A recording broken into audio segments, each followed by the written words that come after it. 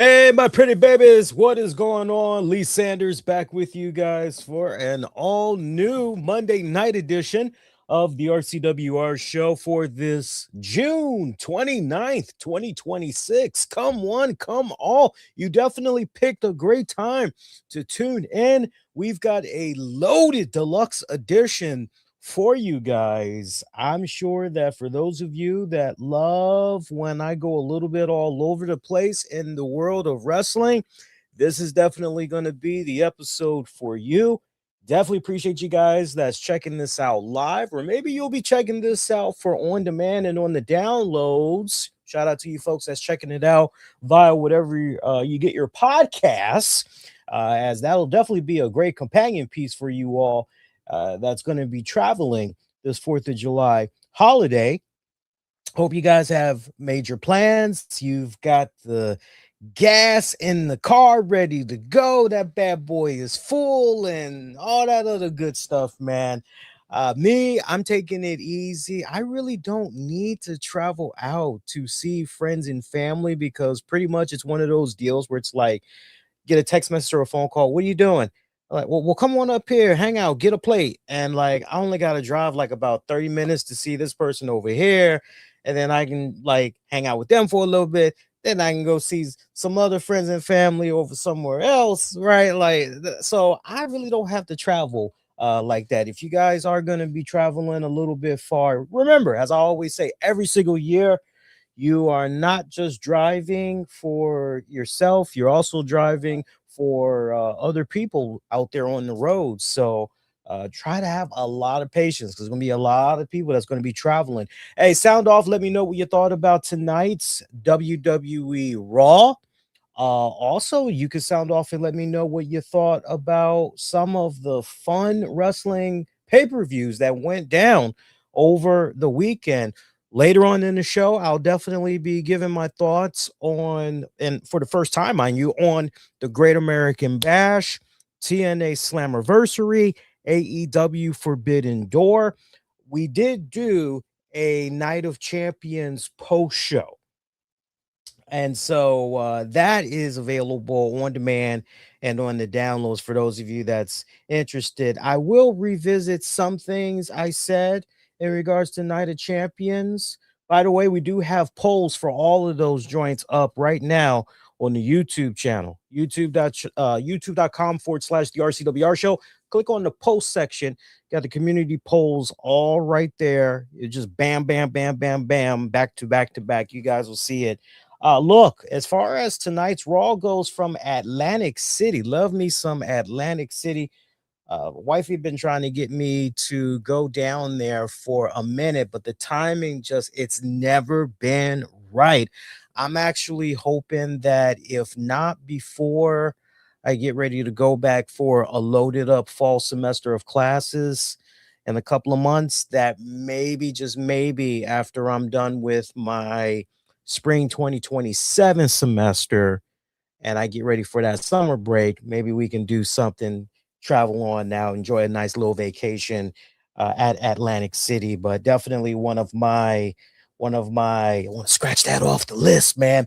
We got some blockbuster developments in regards to SummerSlam. So look, when it comes to Night of Champions, we already knew that we were going to get Io Sky taking on Liv Morgan for that women's heavyweight championship. But now we had two more matches added to the mix and everything. Looks like the road to SummerSlam has taken a bit of a detour for one Oba Femi, as Oba Femi instead wants to face Brock Lesnar. Let's talk about that. Yeah. Okay. So, first of all, probably a fantastic way to kick off the night for Monday Night Raw, as we had Obafemi, great ovation from the crowd. I like that WWE now is trying to send that subliminal message to fans with the split screen as you're seeing Oba doing his little strut coming down the ramp, right? That's in one frame, right? And then like your juxtaposition, right? You got Oba, and then you got to see the fans, right? And so that's basically making you go, wow, look at this, look at how they're reacting to him. They're doing it like this overnight sensation, this really cool sensation. What's causing all this and everything? So I love the way that they were playing around with that. There was a couple of little, from a media production standpoint, there was a couple of things I noticed with Raw tonight that made me go, oh, that was a nice little camera experimentation that they were doing here. I think I might want to see more of that. And if they done this before with Oba, you guys got to forgive me. I didn't like notice it before, but the fact that I noticed it here tonight and I'm talking about it, it should definitely be a signal to you that the way that they went about it this week is definitely something new that they're kind of playing around with. I hope it's actually a permanent thing that they have in rotation. There was also some new camera angles that they were playing around with too.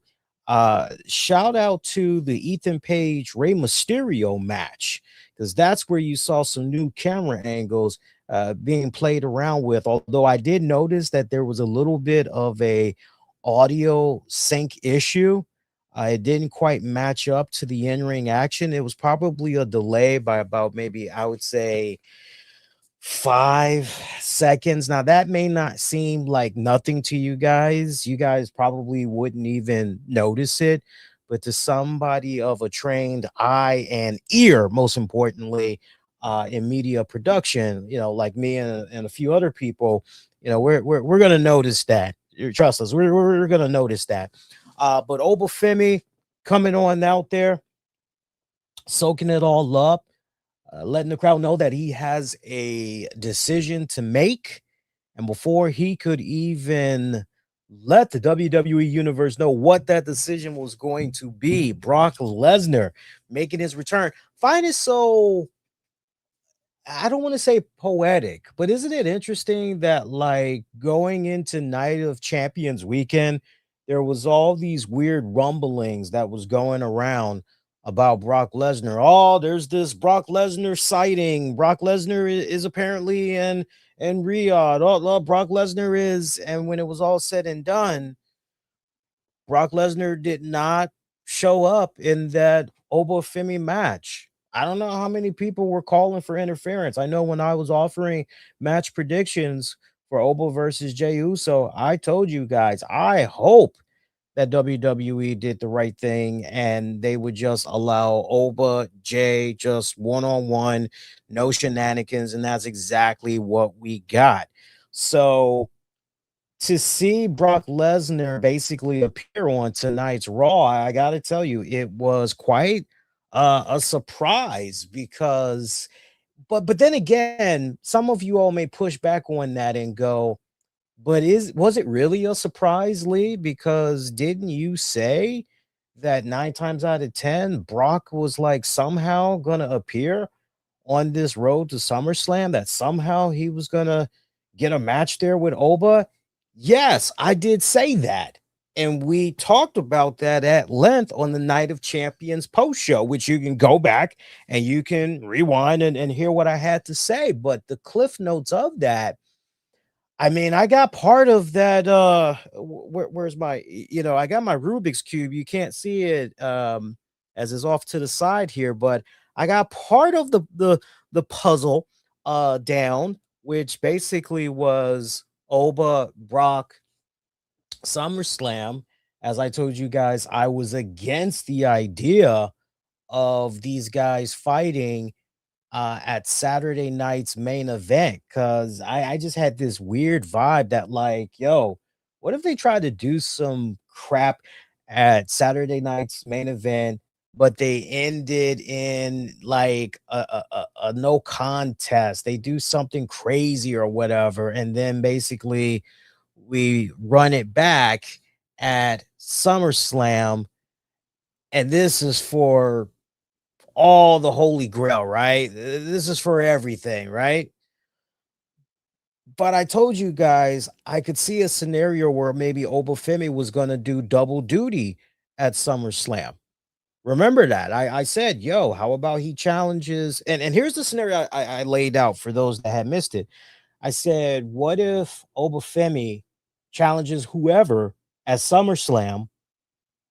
Brock Lesnar screws Oba out of that opportunity just when it seemed like the victory was within Femi's hands, right? It was just within reach. Brock Lesnar strikes again, costs Oba, and then Oba's on a rampage backstage. And he's like, yo, I want Brock Lesnar. Give me the beast. I want his ass already. And then basically that sets up a blockbuster match for night 2 at SummerSlam. Now, sounds good, right? But probably the only pushback to that is, Lee, we got like 4 weeks to go until SummerSlam, and we need to be all about buy. Like, you got to get this subscription so you can check out like soon as we know some of the blockbuster main event matches, like sooner that we know about them, the better, yo, so that we can like really do what we need to do so we can have that front row seat. If we can't be there in person, then we could at least, get our subscription on and check out SummerSlam. And so I kind of like the fact that WWE basically said, no, we're going to go ahead. We're going to announce this match pretty much right now. Great interactions between Oba and Brock Lesnar. I love, by the way, Brock with Paul Heyman. We have not seen Paul Heyman in a good minute. I mean, pretty much you could say he pulled a Bye Felicia on what was once the Vision, as Paul Heyman just basically said, I just got to sweep that off my shoulders. Like, it's just, there ain't no help in that one. Like, what the hell? More on Paul Heyman and the Vision in a hot second, because that was some nice, fine little detail to storytelling that they did there. But anyway, Brock Lesnar giving Oba his props for winning the King of the Ring. Also reminding the WWE fans and Oba that a very long time ago he won a King of the Ring tournament, and also noted that Paul Heyman was telling him how Oba's been talking a whole lot of shit about him behind his back. Cut a really good promo as well. Brock told him straight up. I love this too, man. I lost it when Brock Lesnar got up in Oba's face. And here's the thing. Brock never backed down the whole time that he was talking to Oba. Because you're just like, where is this gonna go exactly? Like, is Brock about to just go physical on Oba yet again here? And if so, how is it exactly gonna play itself out? Like, is he gonna hit this man like right in front of him? And if so, like, how's he gonna hit him? Or is he gonna like needle dick him? Like, what exactly is he gonna do? Brock Lesnar tells Oba straight up, talk shit, get hit. And then from there, a swift kick to the balls as Oba goes down. I've never died in hysteria of laughter so much in my life. Seeing what happened there to poor Oba as Brock picked him up immediately. Nice little scoop up, went for the F5, laid his ass out, rolled out of the ring. Oba coming to his feet, telling Brock Lesnar, yo, time and time again, you keep doing this shit and everything, and you got an issue with me saying shit about you behind your back, calling you names and all that. Well, now I'm gonna say it to your face, yo, you still a bitch. And he wants him at SummerSlam. Lesnar goes, okay, we can do that. You want to see me at SummerSlam? We can do that, but I want to one up you. Not only is it going to be at SummerSlam, but it's going to be inside Hell in a Cell. So Oba Femi Brock Lesnar, Hell in a Cell. Later on, Oba crossed paths with the Raw General Manager, Adam Pearce. Pearce going, are you sure you want this? What about your King of the Ring championship match opportunity? And Oba says, now this is where it may get a little bit, I can see people being a little bit divided about this, like legit, because Oba goes, look, that championship match opportunity, it's going to always be there. So keep that in mind. But right now, I'm locked, eyes on Brock Lesnar. I'm locked and loaded. Brock Lesnar, that's who I want right now.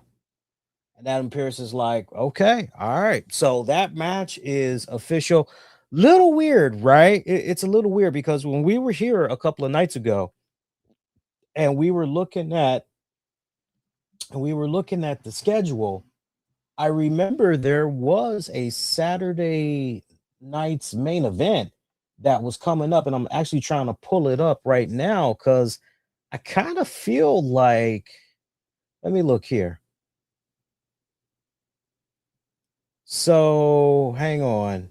I'm looking at it right now. So the last Saturday night's main event was on July. Oh, actually, correction. There's going to be a SummerSlam coming up.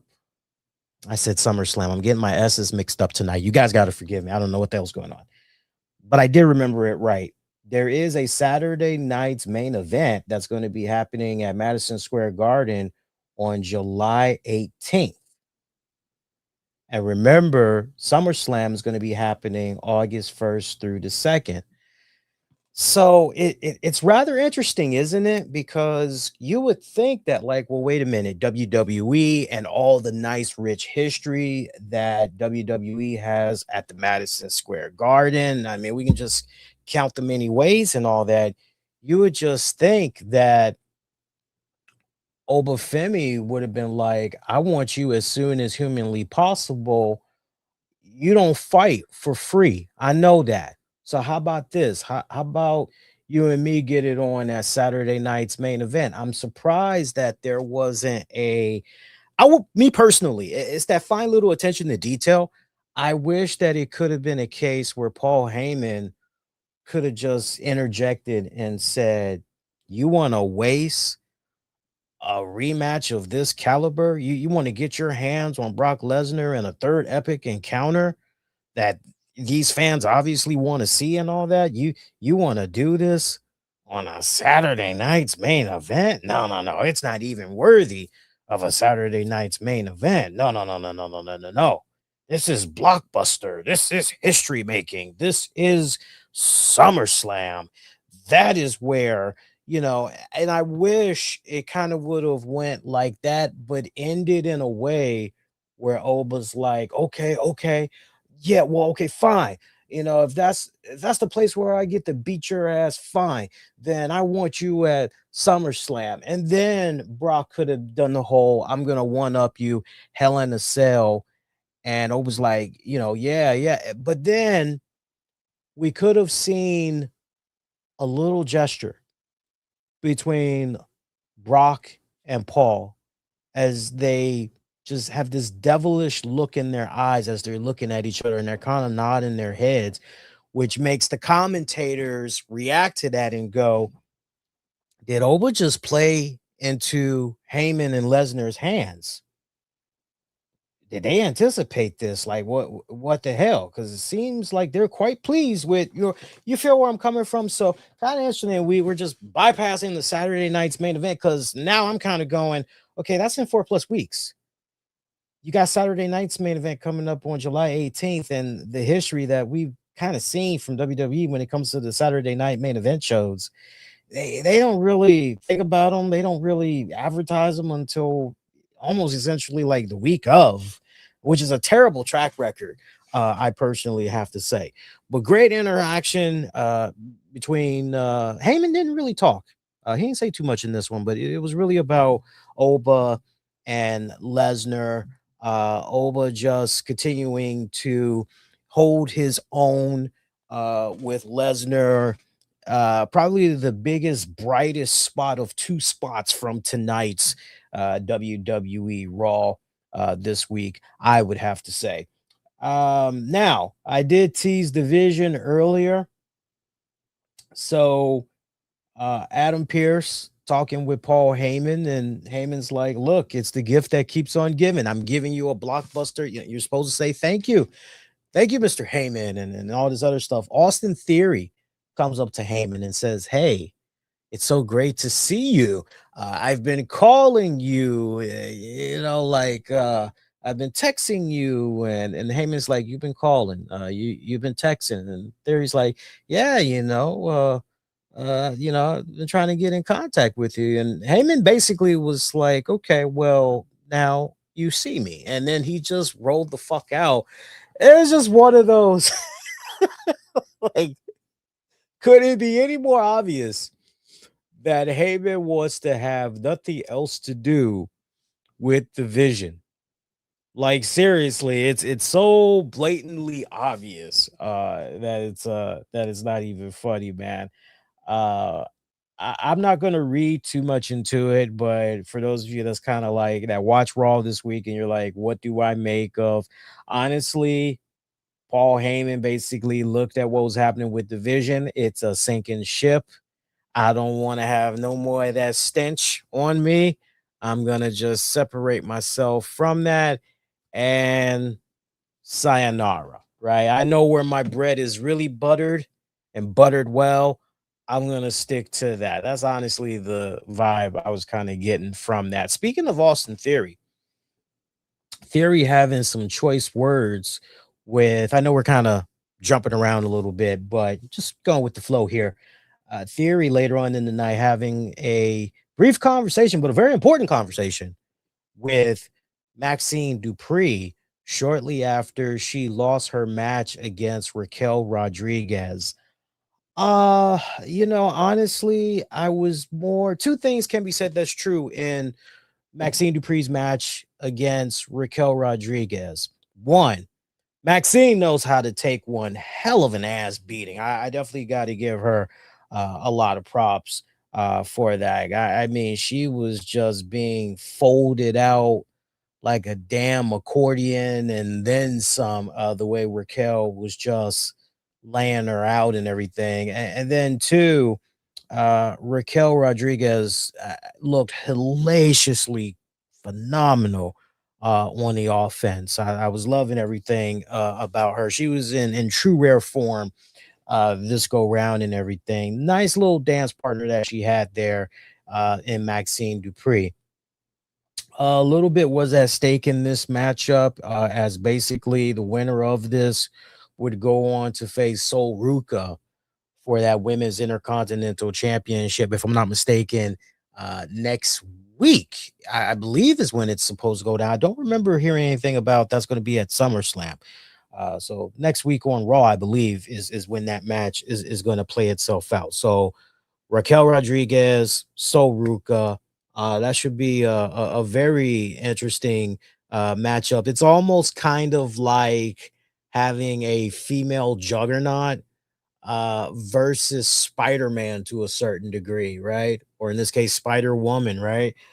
So that should be a damn good matchup. But Maxine Dupri was putting some icy hot on her injuries as she before this match had a brief exchange with Chad Gable.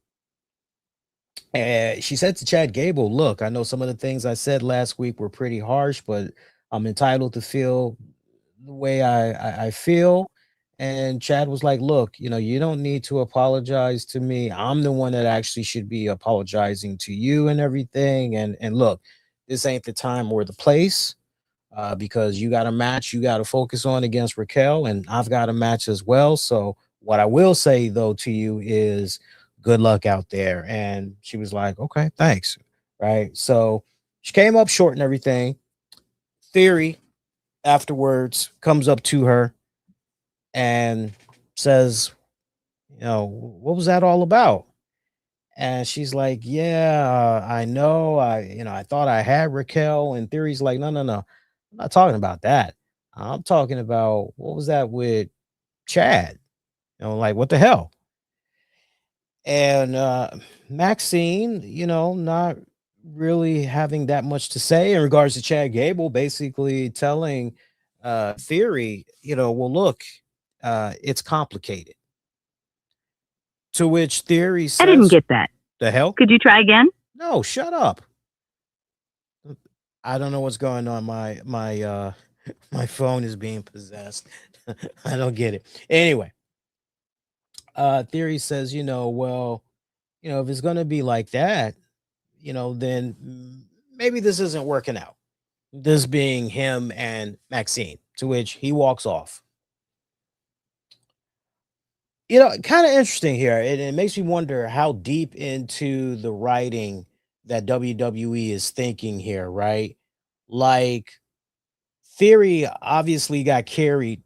God damn, my phone acts like I keep saying the SIRI, but I'm not saying that. And it keeps lighting up. It's really ridiculous. But no, Theory, I wonder how well thought out WWE thought about this. We saw Paul Heyman say what he said to Theory. Obviously, Theory taking that to heart, probably taking that pretty personal, right? But is it to the point that whatever feelings he's having, he's letting that spill over to whatever his relationship is with Maxine Dupri, right? Well, this person pissed me off. They treated me this way. And now, unfortunately, this person is inadvertently, unintentionally taking the hits for that, right? I can't help but wonder if that's how WWE is kind of thinking right here, or is it just more plainly on the level of Theory is just I can't stand Chad Gable, this goody two shoes, and I wonder if it is just a case where, and I don't feel, make no mistake about it, I don't feel that Theory is like threatened in storyline. Make no mistake about it. This isn't a case where Theory is like, she's my woman. And because we all saw with our own two eyes that great AAA show where after Chad Gable lost to Ludwig there, I'm sorry, the other Americano, Chad brought his wife and kids into the ring and, unmasked himself and all of that. So I don't think this is a case where WWE is trying to like hide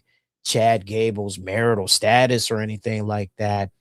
I solely believe Theory is operating from the standpoint of this guy treated you like shit, right? And Theory pretty much, for all intents and purposes, this dude may have bestowed upon Maxine Dupri over many weeks at a time, a couple of months at a time, confidence and finding her voice, and then also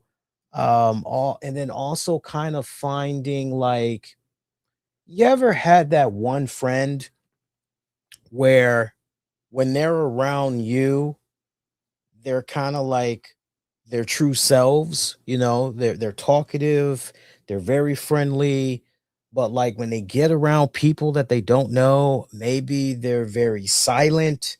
Uh, they don't know the right things to say.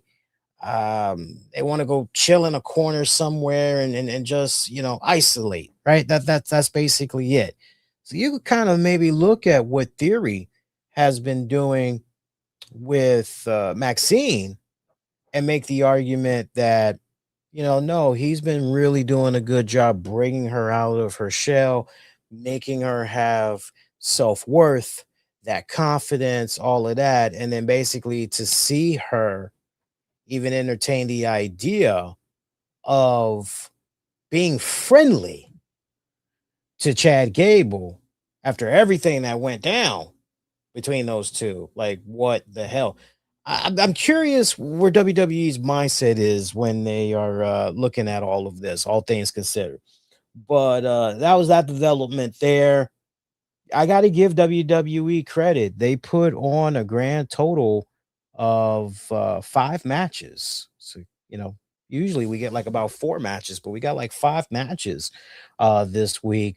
The one that really stole the cake for me, though, I got to say, and we'll talk about it in a little bit, but I enjoyed the hell out of JD McDonagh taking on Chad Gable. That was a straight up instant classic matchup. That JD, I've sung his praises a lot. Before he went out on injury in 2025, I was singing his praises. And then, like, since the guy has been back, so far, he has essentially picked up right where he's left off. And the dude has not missed a beat whatsoever. He hung in there toe to toe with Chad Gable. Loved it. I fucking loved this matchup between the two. I would love to see more involving these two. Easily, hands down, one of my favorite matches of the entire night. I gotta say, interesting how that match not really came about because the match was already announced to go down. But JD and Dominic Mysterio, they took it upon themselves to go visit Danhausen's little lair where they couldn't find Danhausen. Remember, they gave Danhausen all that human monies, and they were trying to have it their way, and Danhausen pretty much screwed them. So they decided to basically vandalize Danhausen's little lair, and they found themselves a little keepsake in the whole process. They found Danhausen's little Nick jersey in a frame. They decided to confiscate that and everything. Liv Morgan later on crossing paths with Danhausen as he was trying to figure out, what happened to his lair. Liv Morgan pretty much let him know, we're the ones that's responsible for it. And if you don't give us back our damn money, there's more. There's more that's going to be going down in a very bad way for you. So you better get with the program already. Danhausen would interfere in the final moments of the match between JD and Chad Gable, appearing with a briefcase, kind of letting Dominic Mysterio and them know, hey, here's your money right here. Come and get it. Dom chasing after Danhausen. Danhausen pretty much running through the crowd. Dom giving chase.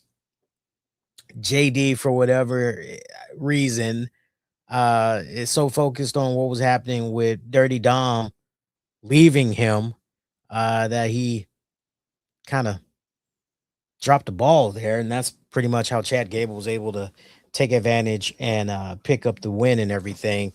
By the way, JD did an insane Spanish fly from the top rope. I just looked at that and I'm just going, one, that is one badass move. Two, I hope nobody like legit got hurt in that because like it seemed that the way Chad landed, he landed, squarely on his shoulders and that his head was not part of it at all.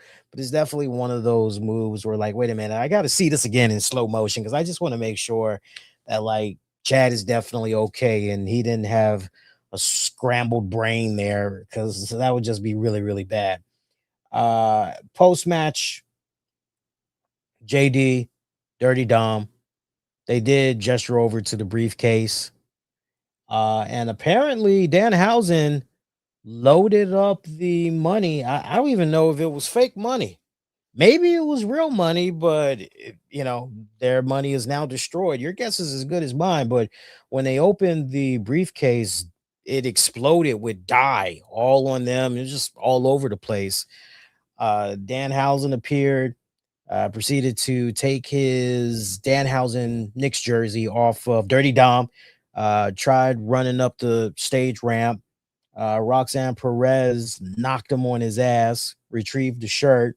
She was trying to beat him up some more, but he just magically disappeared.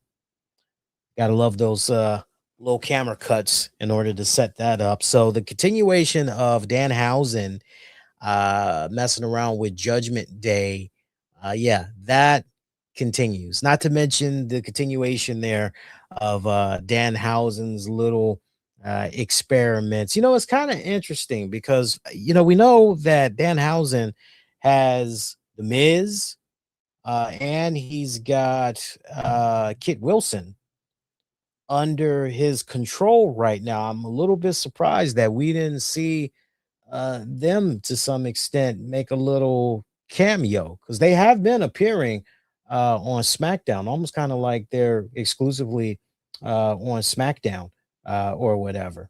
So let's see. Trying to think what else had went down on tonight's Raw. By the way, if you guys have been enjoying yourselves so far, if you haven't already, make sure that you hit the like button, share, retweet, all that jazz.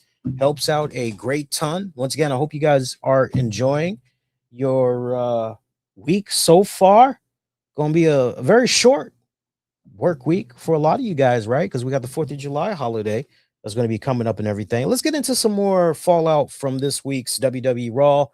And if you're just now tuning in, we're also going to be talking about NXT Great American Bash, TNA Slammiversary, AEW's Forbidden Door, a couple of little headlines kind of floating around. Some things kind of worth, but it's been relatively quiet for the most part. So, it's a nice deluxe edition because we're going all over the place, but it hasn't been too heavy on the news, which is awesome because that means we can focus more on just the pay-per-views and everything. Ethan Page picking up a defeat at the hands of Rey Mysterio. It's great seeing Rey Mysterio out here doing these matches, but like, here's the thing. And yes, this makes sense because we've seen Rusev, Ethan Page, like the whole involvement there with Rey Mysterio, Dragon Lee, and like everything just makes sense. It does. But I still feel in my heart of hearts, given everything that's been going on with Ray through the years with those knees, I just feel like, look, if we really don't need to have this guy wrestle, then why are we having him wrestle? Like, let's really make sure that it's paying it forward. That's what I'm all about right now. And on the one hand, you can make the argument that no, Lee, like this is kind of being paid forward because it's Ethan Page, and obviously the higher ups, they see something in this guy. Like for me personally, and this is the way I've always felt about Ethan Page. Ethan Page is a fantastic on-screen character. Whatever emotions he's trying to lay on you as the viewer, he does a masterful job of relaying that message. His facial expressions, certain mannerisms, little quirks, little quips, you know, you can't teach any of that. Either you can naturally, either you got it or you don't, right? And maybe it'll come in due time if you don't have it. But he is just a absolute natural. I love the guy, seriously. The wrestling, I mean, he's a okay wrestler. Um, he's definitely not a bad wrestler by any stretch. But it's kind of one of those deals where it's like, you know, it's interesting because when I was looking at Joe Hendry, for example, because we had Joe Hendry in action tonight, he took on Austin Theory, and I just was left going, okay, well, Joe Hendry he's a decent wrestler. I mean, he's okay. nothing like over the moon and back. He's not going to give you a match of the year caliber type of match or anything like that. Um, he just has a really good entrance that people can get behind. And look, there's nothing wrong with that. Like literally, there's nothing wrong with that, right? It's kind of interesting, isn't it? Because like if you take Joe Hendry and then you take Ethan Page, and you're kind of like, okay, you have to choose between these two men. Which one are you maybe going to advance to make potentially a world champion or a insert? It's kind of like that's interesting, right? Because I think most people would be, oh no, Joe Hendry, like forget about it. Joe Hendry. But like when you really, really get down to the heart of the matter, and you really kind of stop and think about it, it's almost a tie. But I think more people would be leaning more towards Ethan Page. I don't know. It's just interesting. Maybe we should kind of create a poll in the coming days and just be like kind of following up on what we're talking about here. Just kind of seeing what everybody is saying and all of that. My girls were keeping me company just now, and they heard mommy come in, and oh, I so have got to fix that already. So I actually went on Angie's List. Quick sidebar. I actually went on Angie's List, and I was trying to see if I could get somebody to come to my home and repair my porch light, because my porch light is every time it rains, it's really, really weird. Let me just hang on, because I just want to make sure she's got all three girls. Hang on here. Hun, you got all three girls, right? Just making sure. What was I saying? Yeah, every time it rains like really, really bad, there's a decent amount of moisture that gets into my porch light. And so the porch light is down for like many weeks, apparently, which sucks. And then randomly it'll just come on, and it's like, oh, hey, cool, right? And I was telling my mother-in-law about it recently, and she was like, you know how to fix that? I'm like, nah. She's like, just get some Flex Seal. I'm like, really? She's like, yeah, just get some Flex Seal. Flex Seal will knock that right out. I'm like, okay, I'll keep that in mind. So I'm gonna try that. But first things first, I don't want to just do Flex Seal and then the light's still not. I want to make sure that the light is working first. Then I'm gonna go on ahead and try to Flex Seal. See, continuing on, LA Knight took on Jimmy Uso. I skipped out on this matchup because I actually was in the middle of a phone call when this had went down, but I do remember seeing Solo Sikoa. And if you guys had watched SmackDown this past Friday, you guys know that Solo Sikoa had tried to make his greatest sales pitch to LA Knight, saying, look, I can't stand the bloodline. I can't stand everything about these guys. I want to take them down so bad. I hate them with a passion. And Solo's like, we really should join forces. Like, come on, man. What's up? And LA Knight not having any of it because he's still spitting out conspiracy theories in the whole 9 yards. And so it was kind of interesting to see Solo pop up in the final moments here of this matchup as I'm looking at my show notes here. And yeah, final moments of this, LA Knight kicking Jimmy Uso to the floor. Jay was there at ringside. Jay accused them of cheating. LA teases tossing Jimmy Uso into Jay, then rolls him in the ring before kicking Jay down to the floor. Fans weren't really a big fan of that as the action got back in the ring. Reverse DDT taking Jimmy down. LA hits the springboard elbow drop. Jay's on the apron for the distraction. Jimmy rose up LA Knight for the 3 count. And then from there, Jay ended up attacking LA Knight after the bell. And that's when Solo Sikoa came out from the crowd and end up spiking Jimmy. Solo goes back into the crowd as him and LA Knight make eye contact. Solo's pretty proud of what he sees and all that. Jay, meanwhile, he ends up eating a BFT from LA Knight as Solo walks off, nodding his head like Mr. Miyagi. So now you're looking at that and you're kind of wondering, is that maybe going to be enough to make LA Knight go, okay, you know what?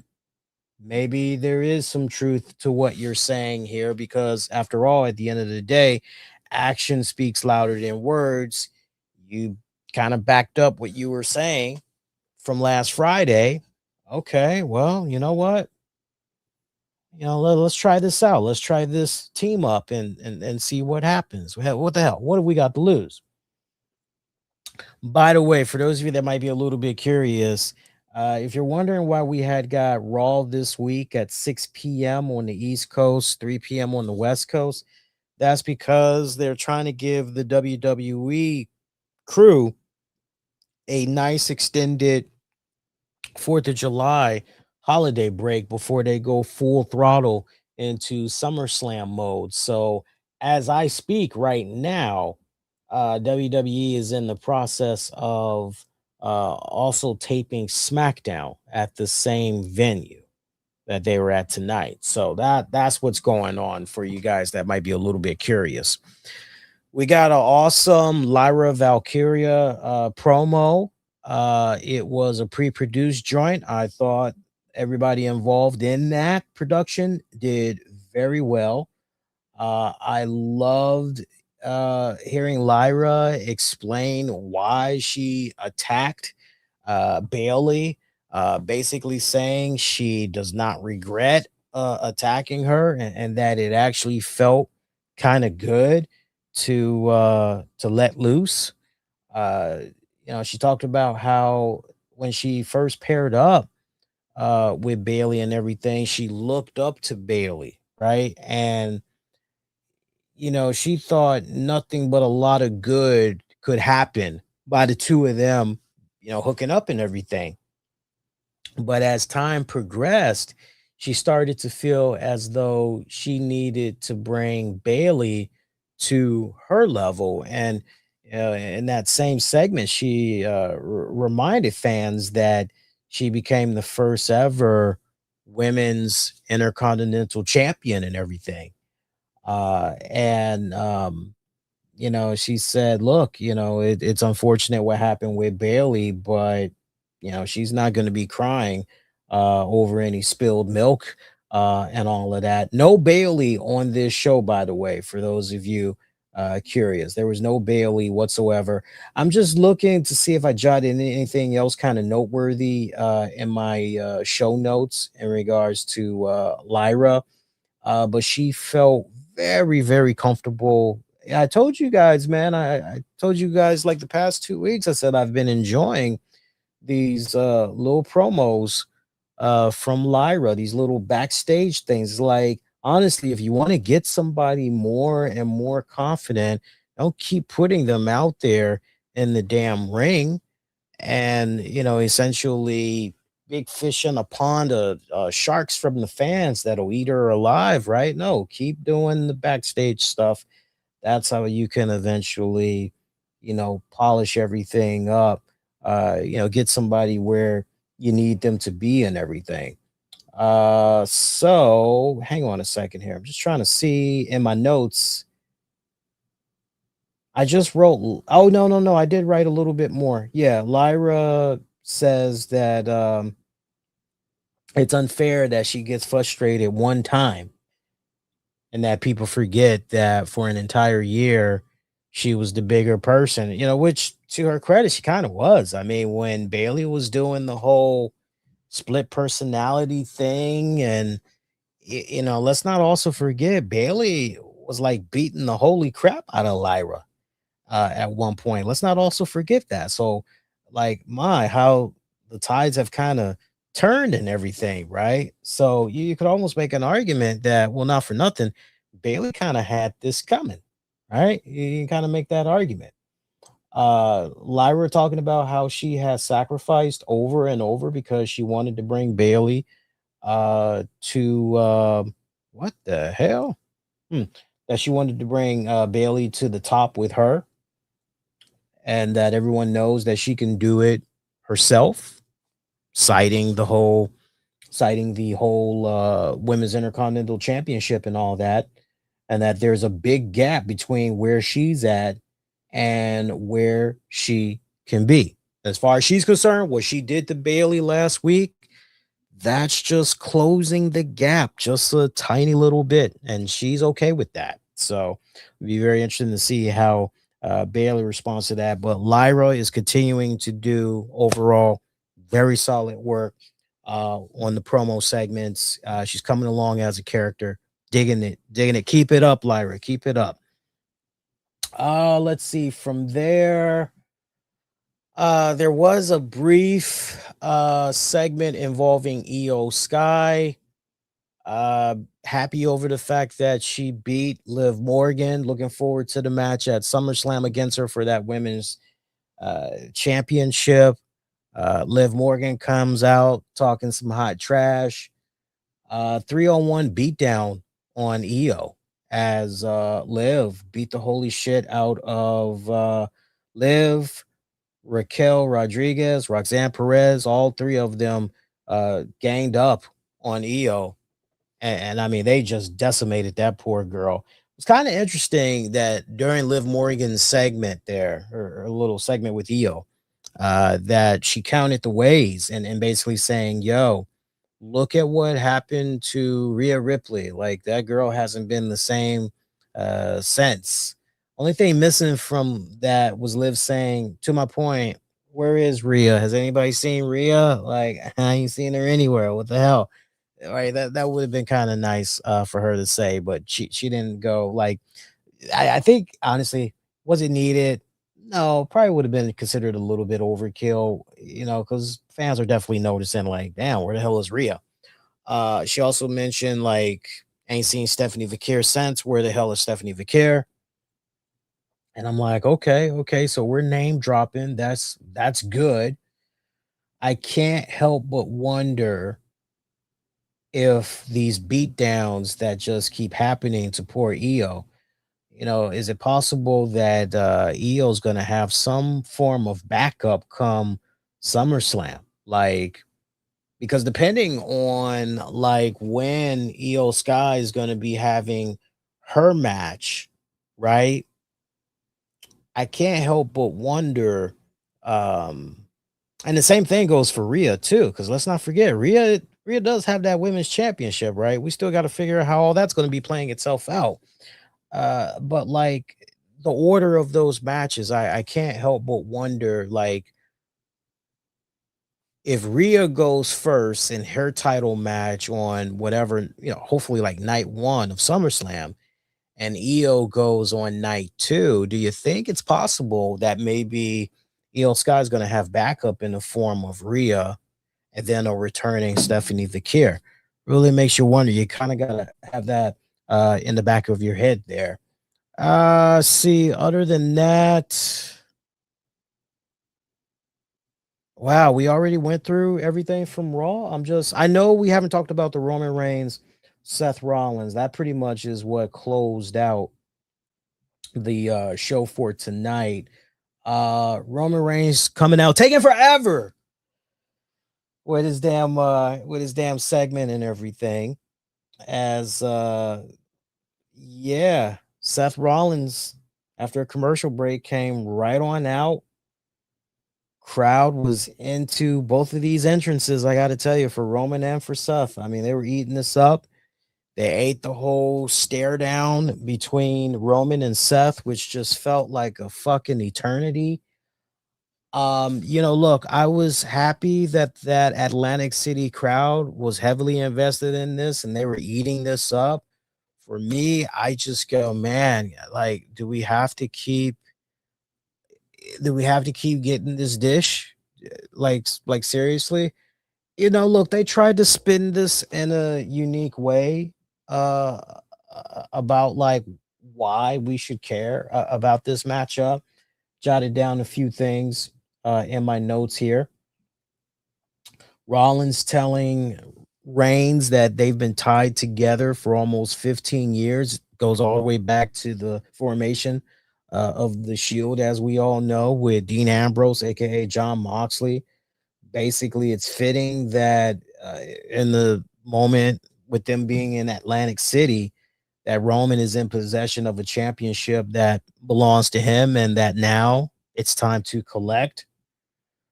Roman's counters right back, says he must be confused because Seth has to get to the back of the line, to which Rollins is like, now, when it comes to me, uh-oh. Where are the others? Hang on. We got an emergency. Hang on. Precious is with the wait. You see all three?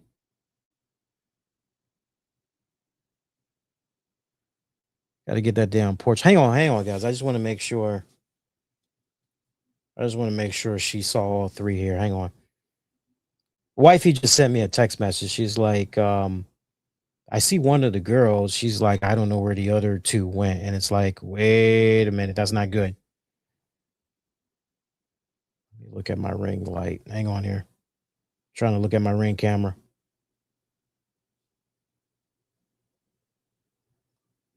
All right. Hopefully, wait a minute. Right, I see her typing. Hang on. Oh, okay. Thank God. Whew, I didn't like that first message. I'm like, wait a minute. You don't have all three? Like, what the hell?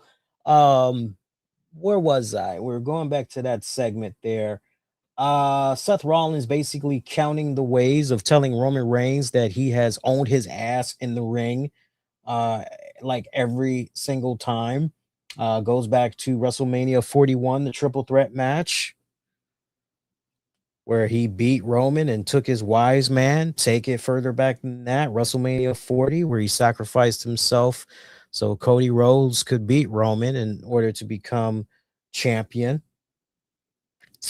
Talks about how he has owned Roman since day one, and that day one being when he took that steel chair to the back of Roman Reigns, betrayed the Shield and all that, and told Roman he's going to give him something that nobody else in the world can give him. And, gives Roman his flowers and everything, but says there's one thing you haven't been able to do, and that's you haven't been able to beat me.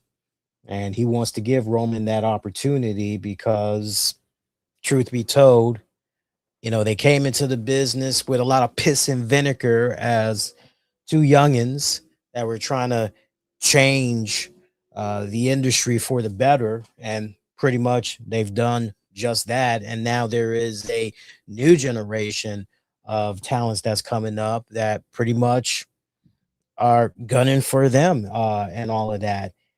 And he tells Roman they're a lot closer to the end than the beginning. So if Roman doesn't accept this match, he'll never be able to escape the ghost that is Seth Rollins.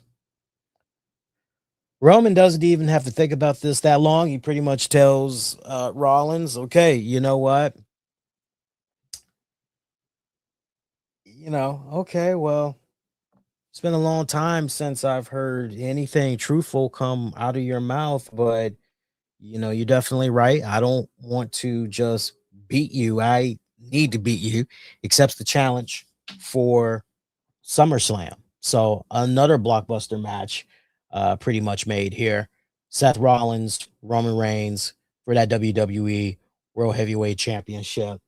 Look, it should be a good match. I would imagine that's going to close out night 2 of SummerSlam at this point.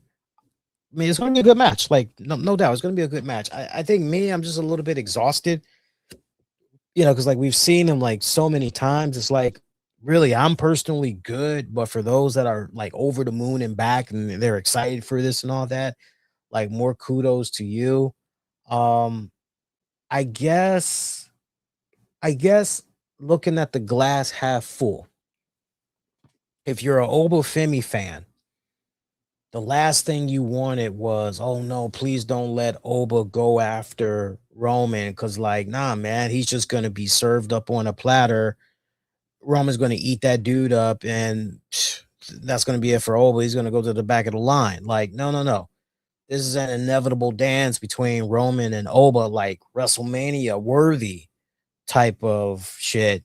Like, let them continue to dance around each other for as long as humanly possible. Like, fuck it. Right. So there is that. There is that. And again, this is kind of one of those scenarios where it's like, wow, WWE, like, well, who exactly were they supposed to build up here? Right. I wonder what's going on with Braun Breaker. We're hearing all kinds of weird things like, is it possible this dude got injured again? I mean, he wasn't on Raw. I hope the guy's okay and everything is fine with the guy. But like, if this guy is injured again or something's going on with him, it's one of those things where like Paul Heyman, Triple H, Paul Levesque, the Steiner brothers, like they need to pull this dude to the side and say, look, that's great that you've got that energy. That's great that you got that passion. That's great that you want to put your all into, you got that intensity and all that, but like you gotta be smart, man. You gotta scale back, You're so young to be having all these injuries and all that shit, right? So, but hopefully he's okay. But yeah, it's a glaring issue when I look at some of the things that's happening on the main roster right now, because Oba's definitely coming along. Braun isn't quite where he needs to be, but I do feel he's definitely continuing to chip away at it. But like once you get past like those type of guys, like that's unfortunately really it. So, I look at this Roman Reigns Seth Rollins match. I kind of look at it as well, let's go safe. This always has done us some wonders. It's always done us some good with these two characters over the years. Let's just I hope it's a good match. Like legit, I hope it's going to be a good match. I hope it lives up to fans' expectations. Um, Yeah, I mean, I don't have anything more to say about that matchup. That pretty much was Raw in a nutshell. Nice little setup for a couple of the biggest matches to come at SummerSlam. Um, the Ober Brock segment that was damn good. JD, Chad Gable, fantastic fucking match. Good stuff. Good stuff. Let's go into some more stuff. Okay, so over the weekend, and I got to give you guys a notice about this, right? So if you're subscribed to the YouTube channel, hopefully you are by now. And if you're not, like you need to seriously look into that. I post these threads and I pick you guys' brains all the time. I'll be like, yo, if you watched blah, blah, blah, let me hear from you.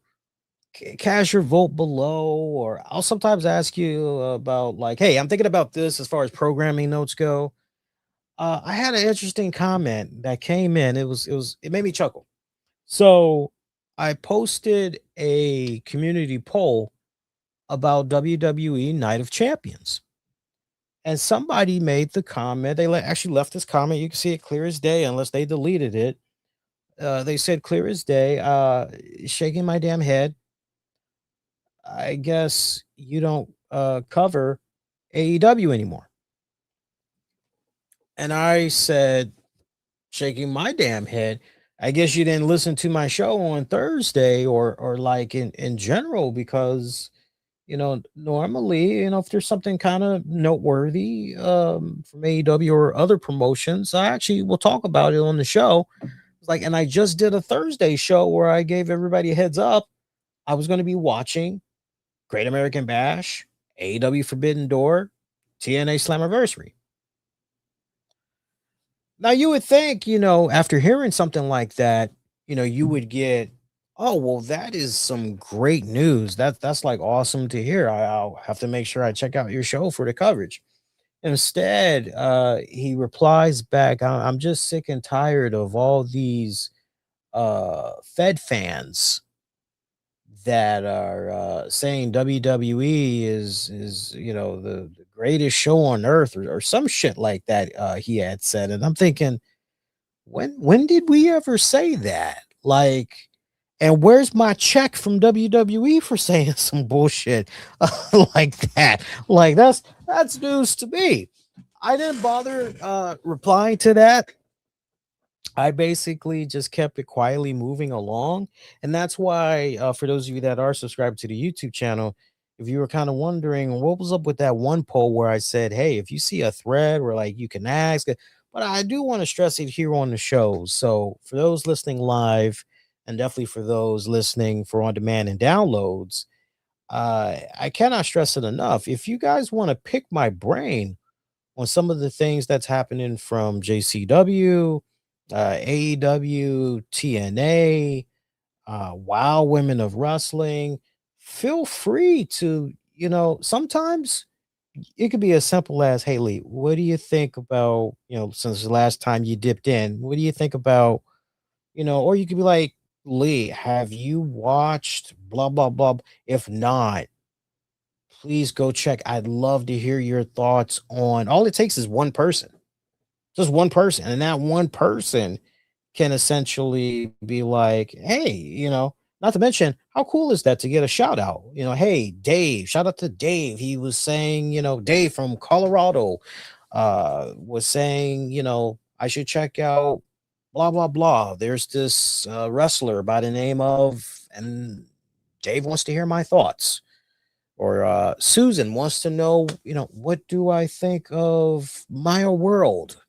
Or some shit like that. So when I'm live, you're more than welcome to drop a comment and I will respond.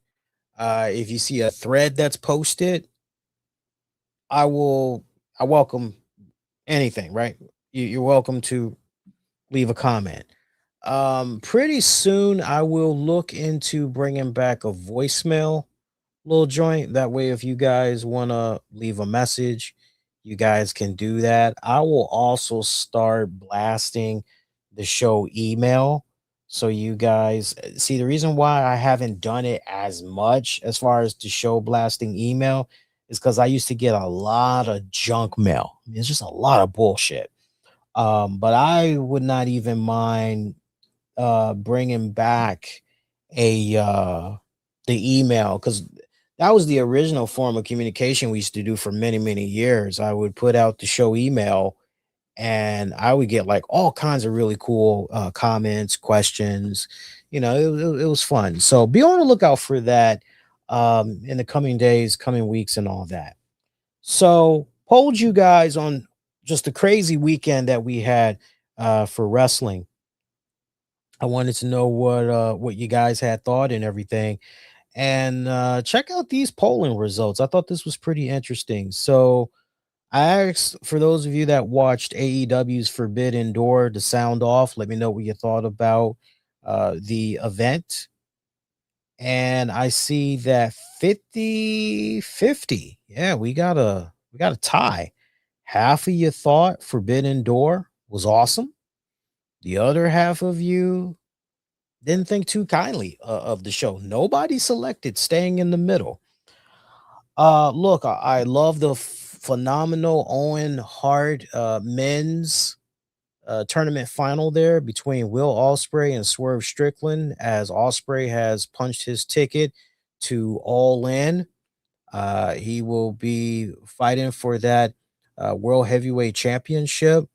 What a great matchup between Ospreay and Strickland. Definitely a match of the year candidate for me. Um, Worthy of definitely being the final match for the whole night. I kind of questioned it at first because I couldn't help but go, well, wait a minute. Maybe that damn steel cage match, maybe that should be the Death's Door match. Maybe that should be what closes out Forbidden Door. But no, I like that they went in the order that they did. That Death's Door match, I gotta say, the steel structure that they used and all that, that was pretty cool. It kind of gave me vibes of the Elimination Chamber pod, kind of, but definitely not a pod. I'm just talking about the overall structure. I thought it was kind of cool what they had did and everything. Team Briscoe defeating Team Don Callis, MJF. I mean, it really came courtesy of Andrade El Idolo when it counted the most. He let his true colors be known as he attacked MJF, revealing that shirt. Fuck Don Callis, fuck MJF. There's no way their AEW shop is going to have that shirt be available. But then again, stranger things, stranger things have happened. I tell you what, the one match that really, two matches that really stood out to me the most. Actually, you know what? Three matches, and that's final, really stood out to me the most. Kenny Omega versus Zack Sabre Jr.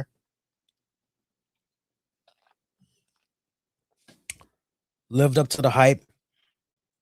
I know a lot of people have been wanting to see that matchup for years upon years, but every time you turn around, timing was just off, and someone was either dealing with an injury or was ill. So to finally see these two guys lock it up and everything, damn good matchup. I thoroughly had enjoyed that one. I also enjoyed Tekla in her match against the Starlight Kid. I am a newcomer to Tekla, so this was really my first time. I've seen images of her in like little videos here and there, and seeing little stuff that she's done of interviews, but I've never watched her wrestle. So watching her against Starlight Kid for the AEW Women's World Championship was my first time, and I thought boy, Tony Khan and them, they got something special with that woman. They've got something really, really, really special with her. Bright career ahead of her. Somebody else that has a really bright career ahead of them, and I definitely want to give her respective flowers. If you noticed in the show thumbnail, um, before we went live, Maya World. This girl is like 24, 25 years old. And like, it's amazing learning about her journey going into professional wrestling. She was just like a glorified fan that essentially was brought into the crazy world of pro wrestling because of her brother. And to learn that her brother was tragically killed recently, I'm like, oh my God, like you can't make this shit up. Like this is wow, like I wouldn't wish this on my worst enemy. And for her to have to go through what she went through and everything, and it's amazing how this crazy ass thing called pro wrestling brings us all together somehow, right? Whether we're dealing with a sick relative or we're dealing with the loss, of a loved one, or we're dealing with some form of financial hardship, right? Um, just to be able to put the remote down for that little bit, forget about your problems, and you just, get enamored with these larger than life, sometimes real life comic book characters in a sense. They're doing all these amazing moves, defying gravity and everything. Like it's really fucking it's cool when you take a step back and you really think about it. And to hear that Maya World grew up a huge Sasha Banks slash Mercedes Moné fan. Right down to the point, there's like this really cool video that's floating around where, like, before she even broke into wrestling, she basically had did like some type of meet and greet with at a WWE event, and she met Sasha Banks. And wow, fast forward to what happened over the weekend. She's facing the same woman that she grew up idolizing. Um, Maya World was fucking impressive. Boy, I tell you, I looked at that match and I just kept nodding my head, and longtime listeners, they know this. I go, when I see something good, say it with me. I see money, I smell money, I feel money, I taste money. And just everything with Maya World, it just screams like money. She is hella fucking talented. And for Tony Khan to be able to hit pay dirt and have her as part of the AEW ROH roster, that is a great grab, like legit. Um, I cannot sing her praises enough. If you've never seen this woman wrestle, don't go on YouTube and just look up any old damn, whatever you could find up. No, if you've never seen her wrestle before, start with the match with Mercedes Moné for the women's Owen Hart Cup final. That's where you want to start, and you will instantly walk away and go, "Yeah, Lee, it's not overrated, not overhyped. Yeah, that girl's definitely there's something there with her. There's definitely something special there with her. Hands down, absolutely one of my absolute favorite matches out of the entire Forbidden Door event. It was that damn good. And you know what? If Maya would have won, I would have been okay with it because you have this built-in story, essentially. And involving what happened tragically with her brother, and pretty much dedicating the tournament series to him. And everybody saying, hey, she should not even be in this tournament, just some luck of the draw, just Lady Luck shining on her. And look, even though she came up short, I know there were a lot of people that were upset. So many people were upset that she lost. And it's like, she might have lost the match and not been able to advance to All In, but she gained a worldwide attention of the audience. She gained the attention of podcasters, people doing wrestling shows, people that are writing up reviews for these shows and all of that. Like, she definitely won uh, a vast majority of the community over with her performance. And then, not for nothing, but shortly after this match was over and done with, Athena, the current ROH women's champion, she was talking some hot trash about Maya, you know, keep on, keep that hope alive, keep on. I mean, she was being all sarcastic about it and all that, but it's like, okay. And I love that Tony Khan and crew did that nice little touch after that match was over, basically letting us know, hey, we know we got something special going on here with Maya. And, you know, you need to be paying attention to this over here because this is pretty much what's next for her. So I kind of like that little bit of an incentive there for what it's worth. Let's see. I think overall it was a pretty good card. I would have to say. I even watched the pre-show stuff. Shout out to the Divine Dominion. Megan Bain, Lena Cross defeating Thunder Rosa and Olympia. Shout out to Thunder Rosa. She's a friend of the show. Defeating Thunder Rosa and Olympia to retain the AEW Women's World Tag Team titles. Always great seeing Thunder Rosa in action.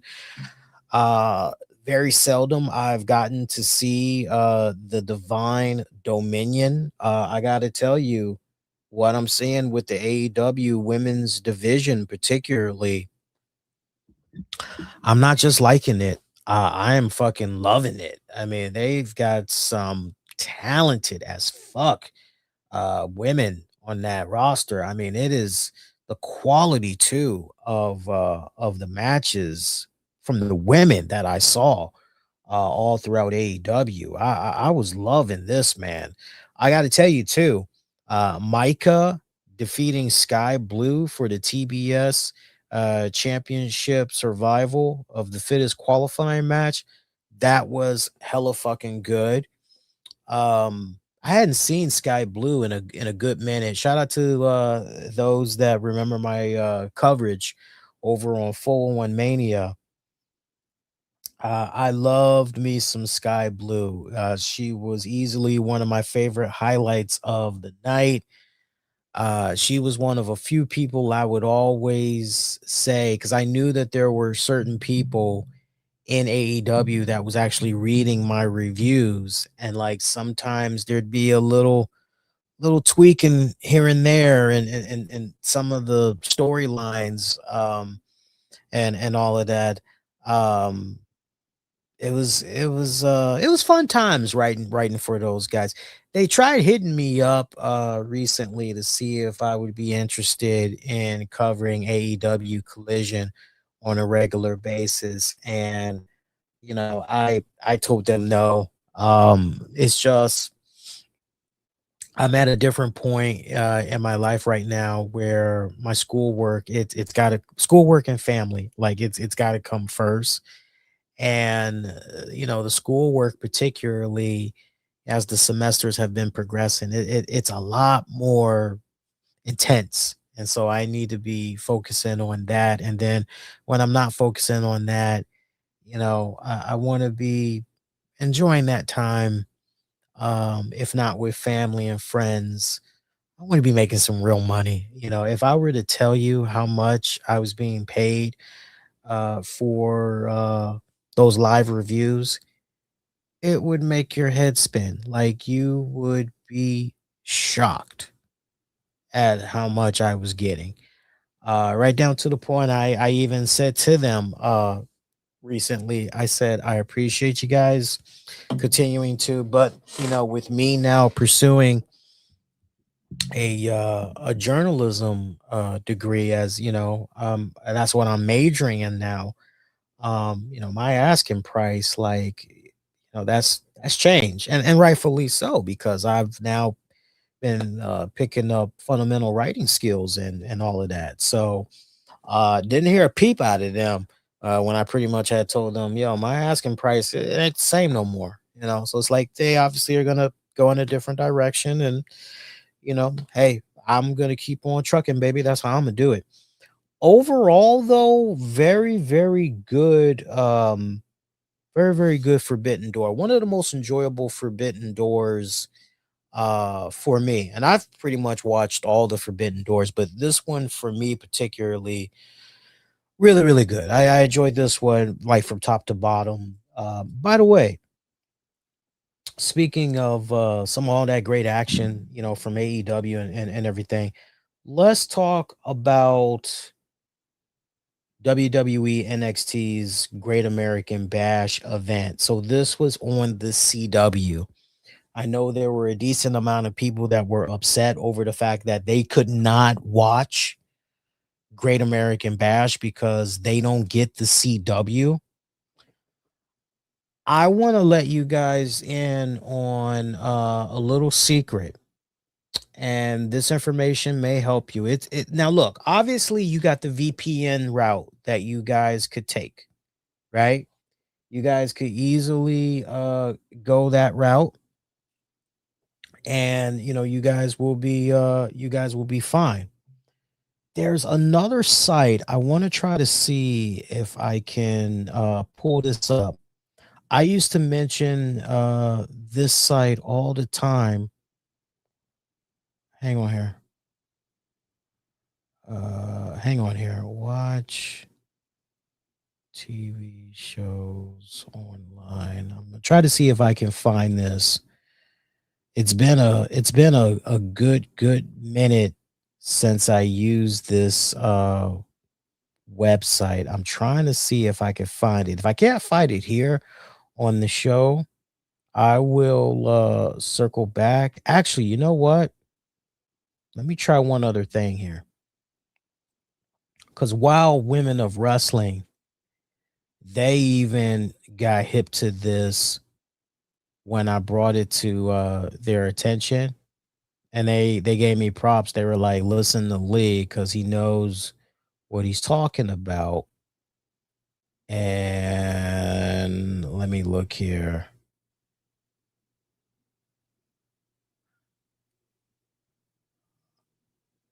Oh, get the fuck out of here.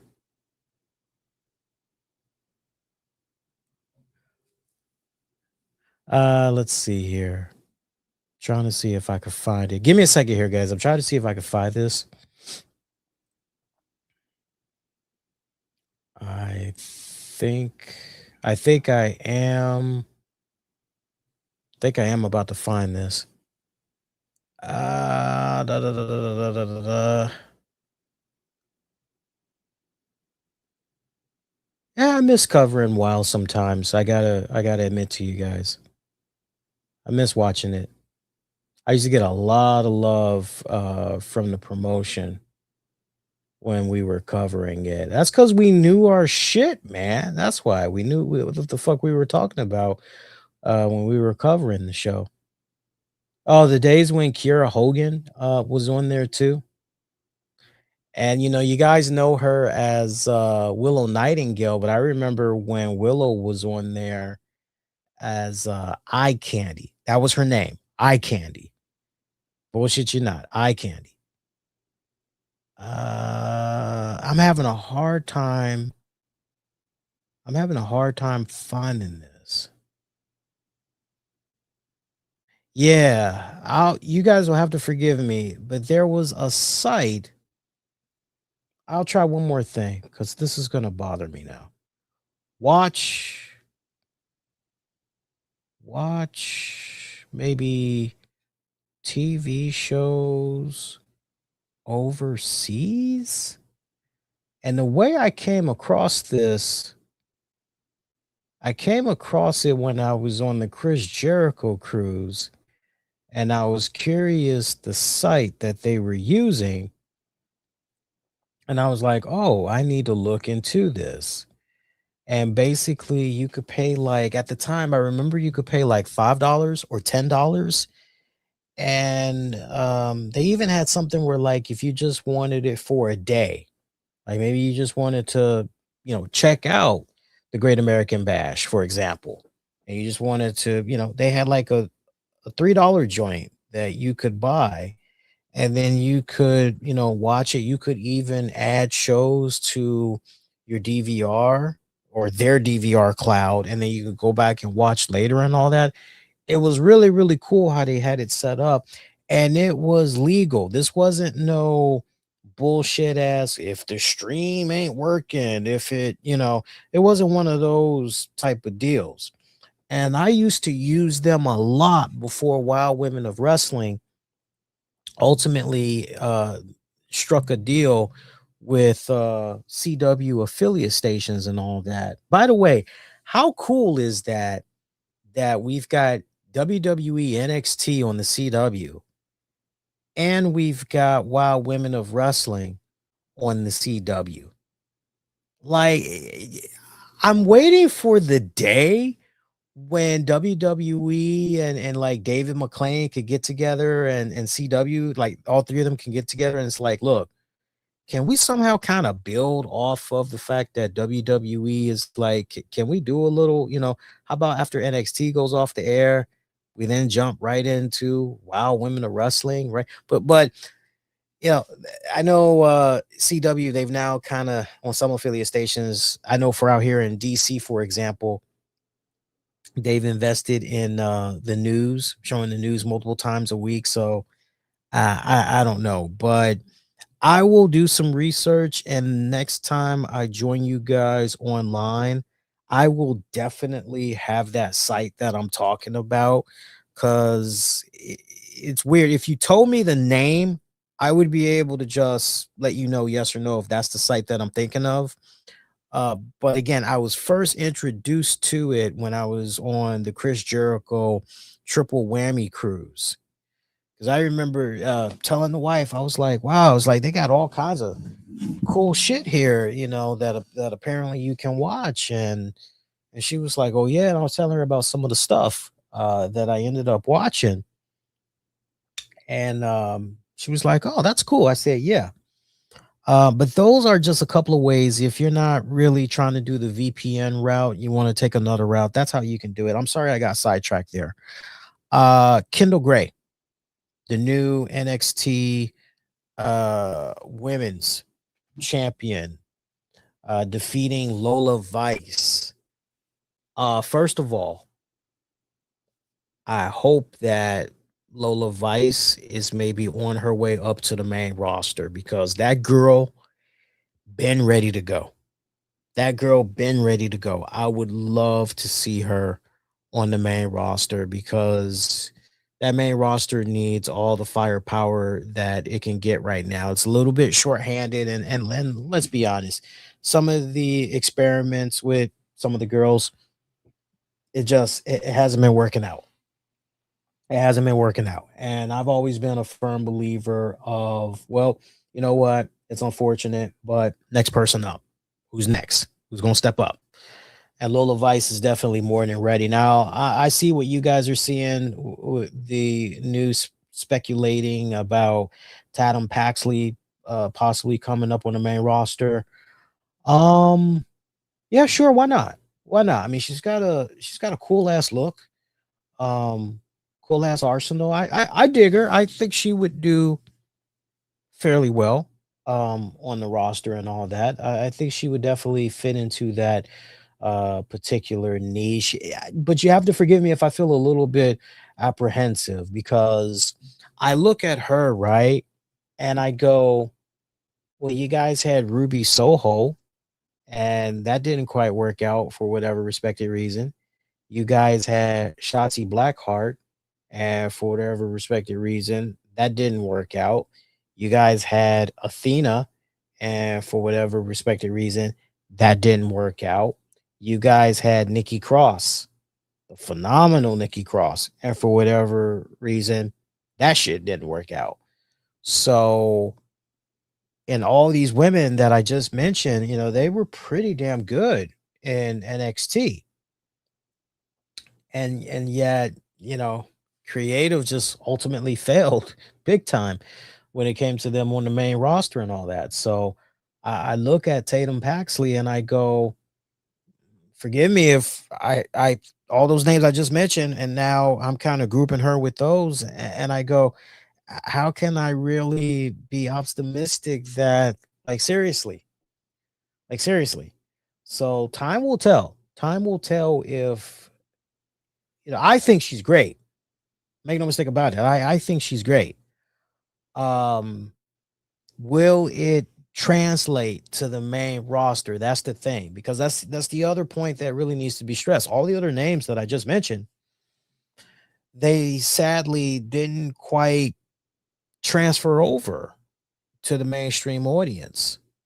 I think, you know what? Let me push back on that. I think Shotzi clicked. I think Shotzi definitely clicked. But Lola, yeah, I hope Lola is definitely coming up to the roster.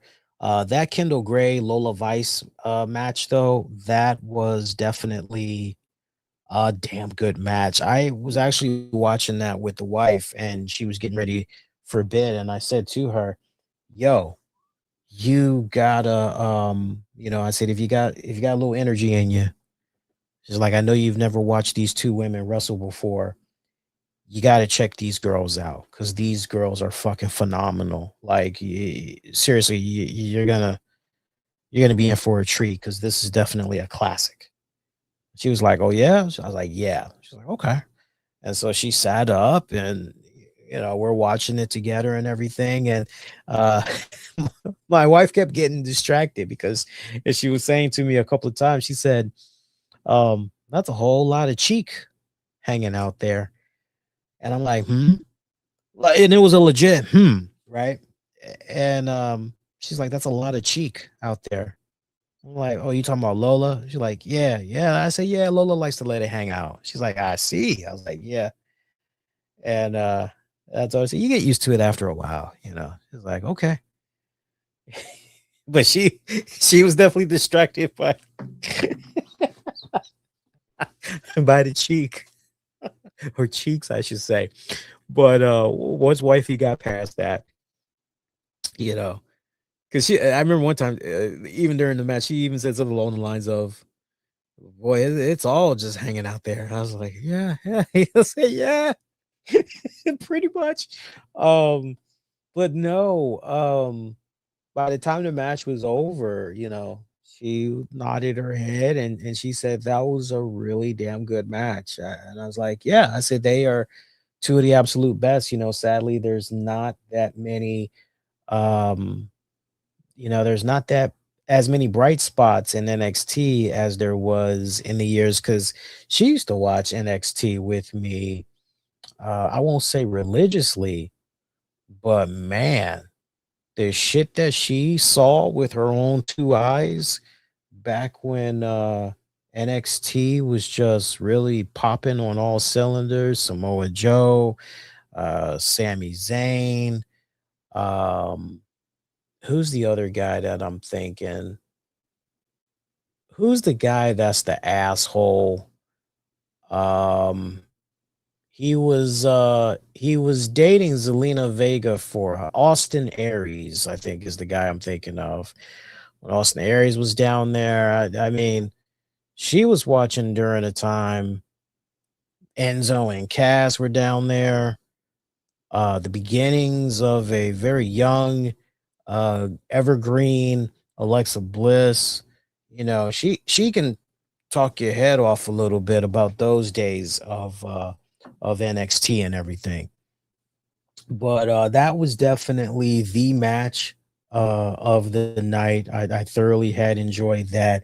That Kendall Gray has barely like scratched the surface of her in-ring career, and it's like to just see where she is right now. You give her like 3 years, 5 years, and it's like where's she gonna be by then? Like it's just freakishly scary just how fucking talented she is right now.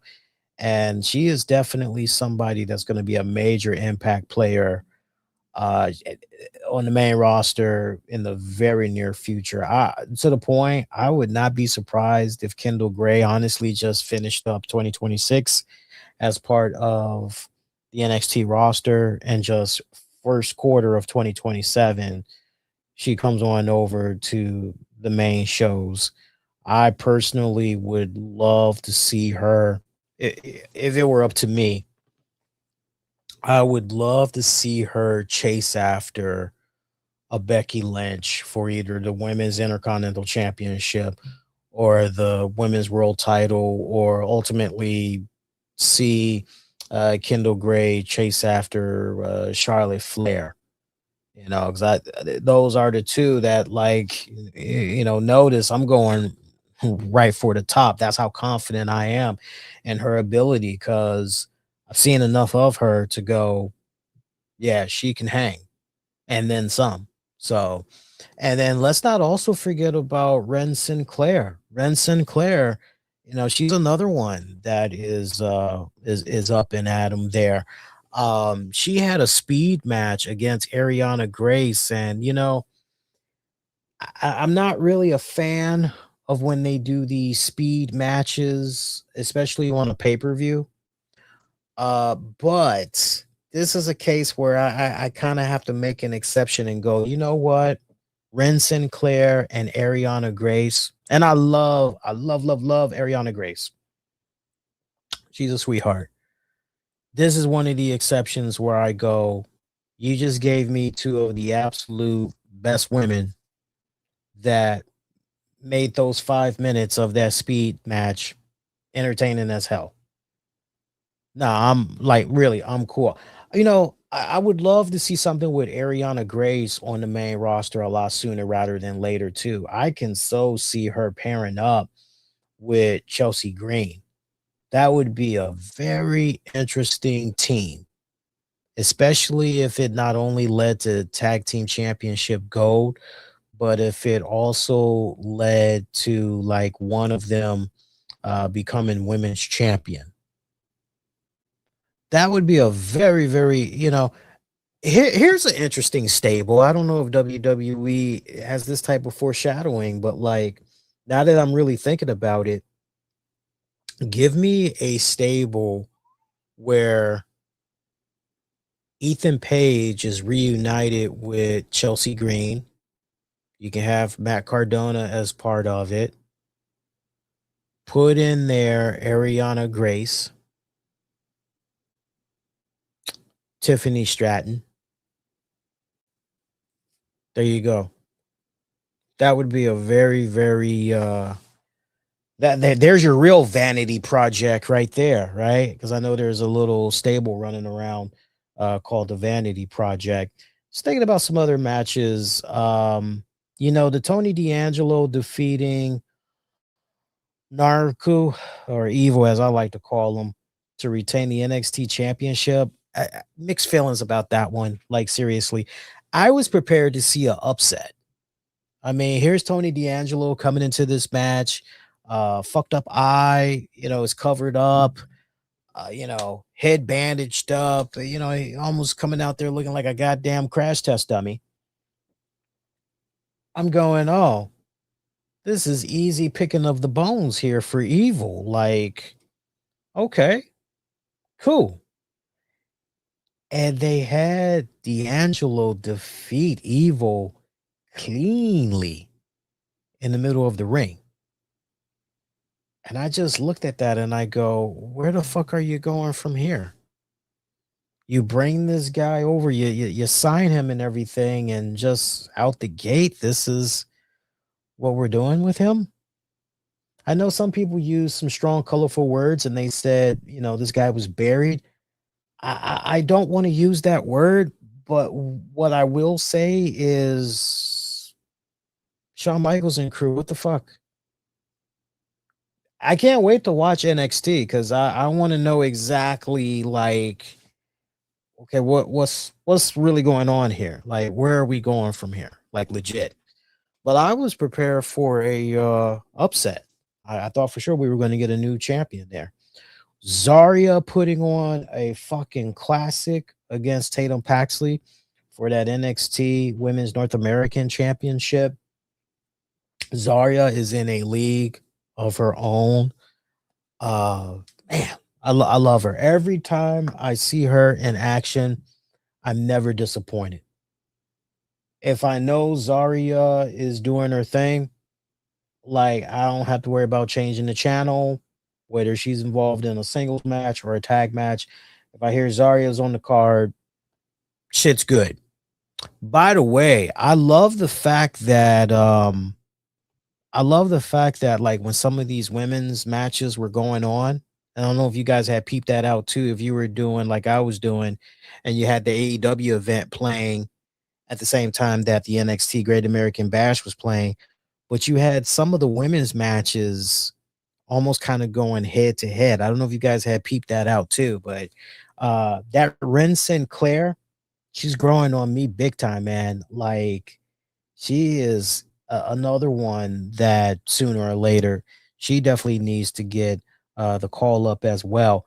Now, I'm going to say something that's a little bit unpopular, and I don't want people going, Lee, you're just confused, dude, and convince me otherwise, and maybe you can point out some stuff online that I should check out. But I'm going to probably say something that's a little bit unpopular. Shiloh Hill. And him defeating Tristan Angels. I don't see what you guys are seeing. I that doesn't mean I think he's bad. Definitely doesn't mean I think he's good. I just, for all of you all out there that are Shiloh Hill fans, I need you to educate me and everybody else that maybe it's kind of like I don't get it with this guy. I need you to basically chat us up to speed and like not convince us, but like fill in the gaps to help us understand what we got here potentially on our hands. Cause I'm just not, it's not clicking for me. It's just not. Just thinking that pretty much was it. Yeah, I otherwise I enjoyed the Great American Bash overall. Honestly, if I'm just thinking about the ratings, rankings for the shows and all of that, for AEW Forbidden Door, I would have to give them,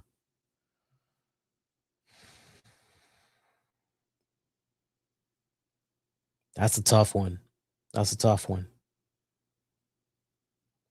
I think I would have to give them a B plus.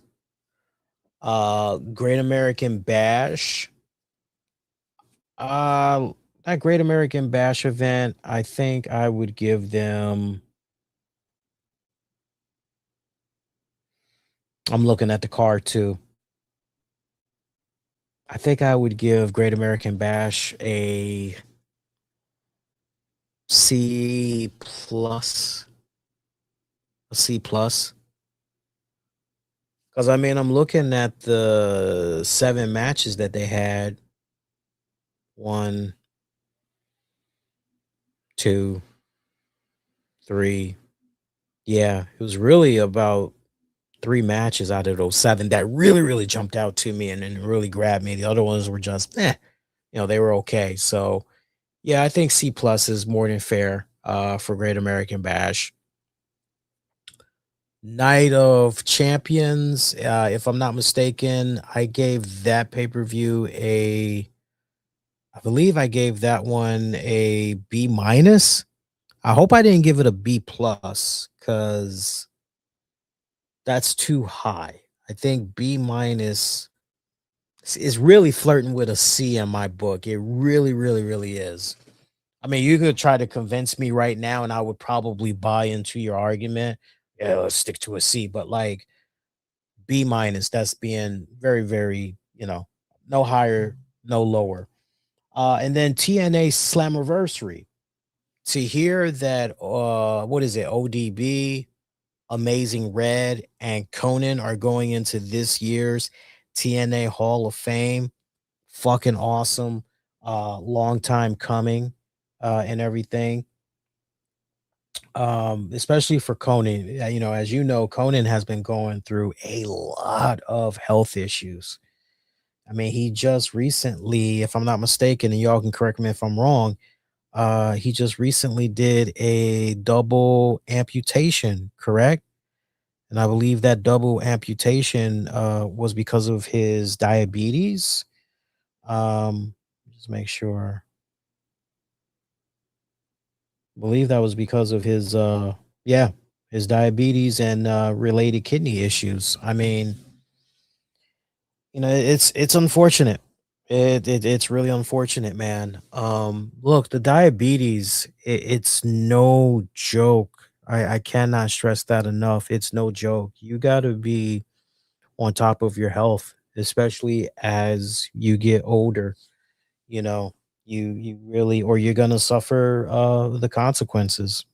You know, um, please be smart. Be smart out there, people. I can't stress it enough. Like, we're not perfect. Nobody's expecting us to be perfect, but definitely, okay, do I pick up that triple quarter pounder, beefy cheeseburger, or do I go for grilled chicken, brown rice, broccoli, steamed carrots? Like, do I go for that? Right? Even if I'm eating, a good amount of that, that's still a more healthier alternative than what I'm doing with that greasy ass cheeseburger over here. I can tell you as somebody that's been battling with diabetes for years now. And luckily, no complications. I have type 2 diabetes. For me, my doctor, he's like on top of me like a motherfucker. He's always checking in with me at least every other month. Hey, what's your latest number readings? I remember I even told him, I said, I'm tired of pricking myself, daily. And he's like, okay, I can work with you. He's like, look, just give me like 2, 3 readings a week, within a week. Just give me 2 to 3 readings, send that to me so I can check it out, make sure you're okay. I'm like, okay, cool. And then when I give him my A1C blood work, he's like, okay, are you drinking enough water? He's like, make sure you're drinking enough water, flush out some of these sugars. And then he's even able to check my sodium intake. And I remember I got one message from him. He's like, your sodium intake is a little bit too high. Whatever you're doing, like, lay off of it. Like, okay, cool. I had my lowest A1C number yet. Last month I think it was. I'm now down to 9.3%. And like that's a big deal for me because I was in the double digits for a minute. So the fact that it's going down, it's a bitch.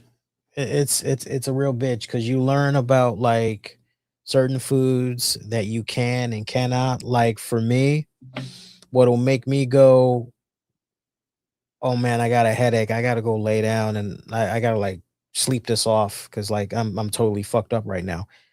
If I drink something that is extremely sugary, or if I eat something that is very, very heavy, like I'm trying to think what was something I had. I'll give you remember I had a Hillshire Farm little sausage hot dog.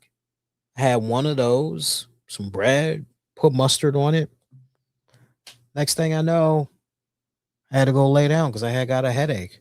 I told my wife about it. She was like, all that from a, I said, yeah. And then when we looked at the nutrition information, it was like, oh, well, no wonder. He's like, look at the carbs. Look at this, look at this, look at that.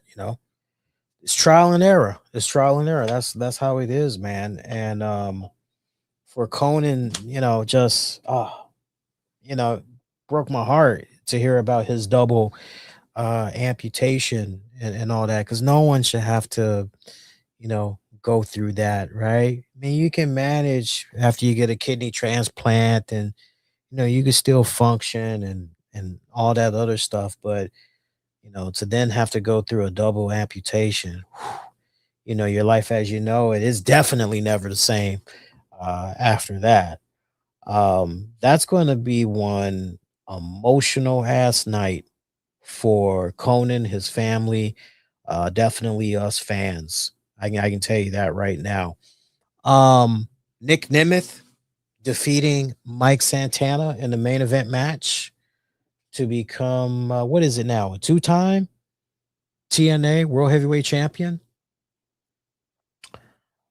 It really makes you wonder if Mike Santana just doing business on his way out the door. You just think about those reports that continues to be floating around out there about him potentially signing with the WWE as his TNA contract is coming up for supposed to end. I think if not right about now, it's supposed to end sometime in July.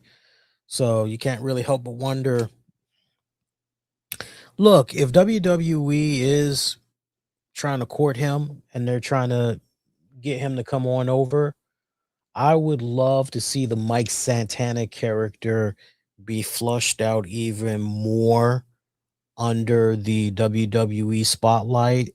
And I think one of the ways you could definitely like accomplish that, I want to see them fine tune him a bit more down in NXT. I think a Mike Santana and NXT is desperately needed right now. I mean, I really hate to say this, but you know, all respect to Tony D'Angelo, but like for me, it's just it's not clicking. It's just not clicking. You know, it's time for a change of pace. I thought that change of pace was going to come via Evil, but it didn't happen. Uh, but I tell you what, a Mike Santana down in NXT, I think that would do a lot of fucking good for a good minute.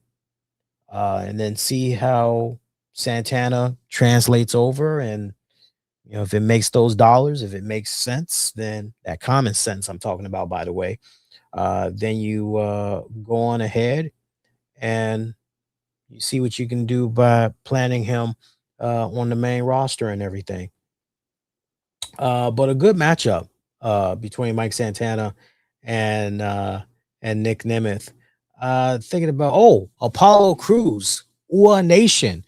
He debuted at Slammiversary. He was involved in the triple threat match there for the TNA. What was it? The TNA Intercontinental Championship or International Championship. Triple threat match as Mustafa Ali retained. It was let me look at my notes here. Rich Swann. Yeah, and it was for the TNA International Championship. It was an open challenge, basically. I think Ua Nation is gonna do good. I think that is a really good fit for him. I remember when we were talking about when he was released. I remember that far back saying this guy's gonna be just fine. Let him go out on the indies and grind his teeth some more.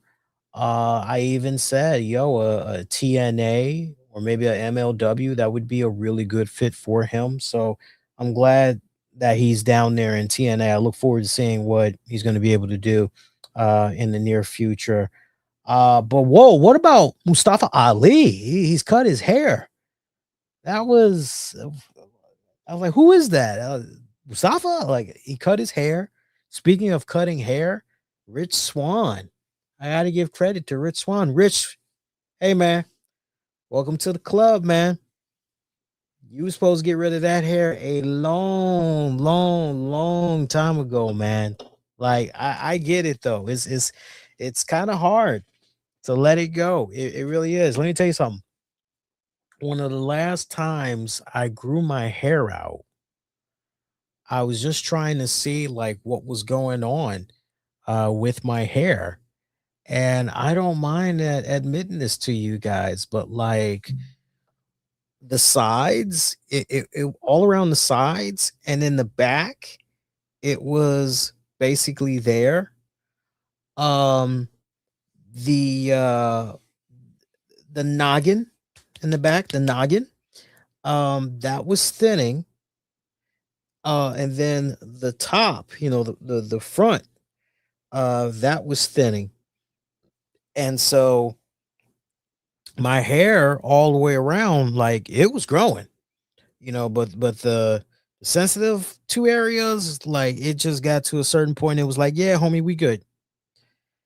And I remember I said I said to my wife, I said, what do you think? She goes, let it go, man. Let it go. She's like, I personally like you bald anyway. I was like, okay. She's like, that's how I first came across you, and that's what I love. It's like I love the bald head. She's like, okay. So, my days of growing the hair back, it's definitely over. Look, I get pushback from her as it is when I decide I want to shave my face because she doesn't like me having this clean shaven of a face. She's like, no, I like you with the beard. And it's like, I'm ditching the beard right now because I have so much more gray that's showing up. And like my classmates have noticed. And so it's kind of created this situation where it's like it's weird. I can't really describe it. Like on the one hand, I'm looked upon as a wise man, which is kind of cool.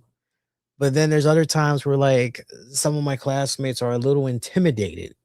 They can't quite put their finger on some of this older guy here, right? And so me ditching the facial hair almost it's kind of my way of trying to just look more youthful and all of that. It's funny because I spent so many years and my friends and family know this. I spent so many years trying to, oh, I wish I had a beard. I wish I had a beard. And I would like do all these crazy ass little, now maybe considered myth buster little concepts. This will make you grow facial hair in no time, right? And it's like, ah, that didn't happen. Now I'm just broke out in all bumps. Ah, but I would do all this crazy shit when I was a teenager going into my early 20s. I just want a beard. I just want a beard. Why can't I have a beard? That when my facial hair finally was like popping in my 30s, now it's like, make up your mind, dude. Make up your mind. The Broken Hardys became TNA World Tag Team Champions yet again. I lost track now. Yes, you heard me say that. The Hardys, the Hardy Boys. In 2026, yeah, Tag Team Champions yet again. They defeated the Systems, Brian Myers and Bear Bronson, the Righteous, Vincent and Dutch, and the Great Hands, Jason Hodge and John Schuyler.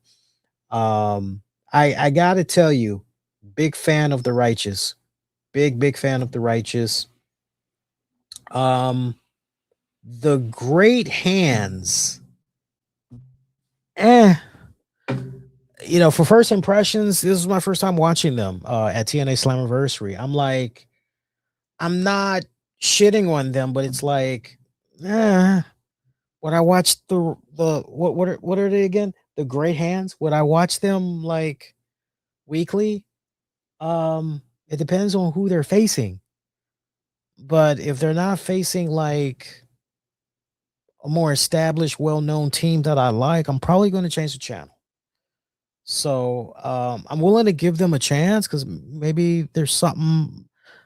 But usually, if I'm not hooked that first time I see it, it's kind of like, it's really hard to kind of win me back over afterwards. Zaya Brookside defeating Li Ying Lee to become the new TNA Knockouts champion. I remember when she was involved in WWE, right down to the point she was with their NXT UK wing for a hot little bit and everything. You guys got to go out of your way and look at the images of Zaya because when she won the championship, usually when you see people that win a championship, major championship of any kind, they got the smile on their face. They can't believe it. They're holding up the championship in victory. They're posing with it and all that other shit. And when Zaya won the championship, this girl had like the saddest fucking look on her face. She looked like she got news that her best friend died or something. And it's like, dude, you just beat the TNA Knockouts champion. What the hell? You can smile a little bit, and like she's not doing any of that. And I remember when the TNA executive Chris Silva came into the ring and he puts the belt around her waist and all that, and she's just continuing to stand there, and then he tries raising her hand and she just snatches her hand away from him and then from the referee, I believe. And like I remember commenting on her look. It was like, what the fuck? I loved it. I even said like I dig it. Like it's cool.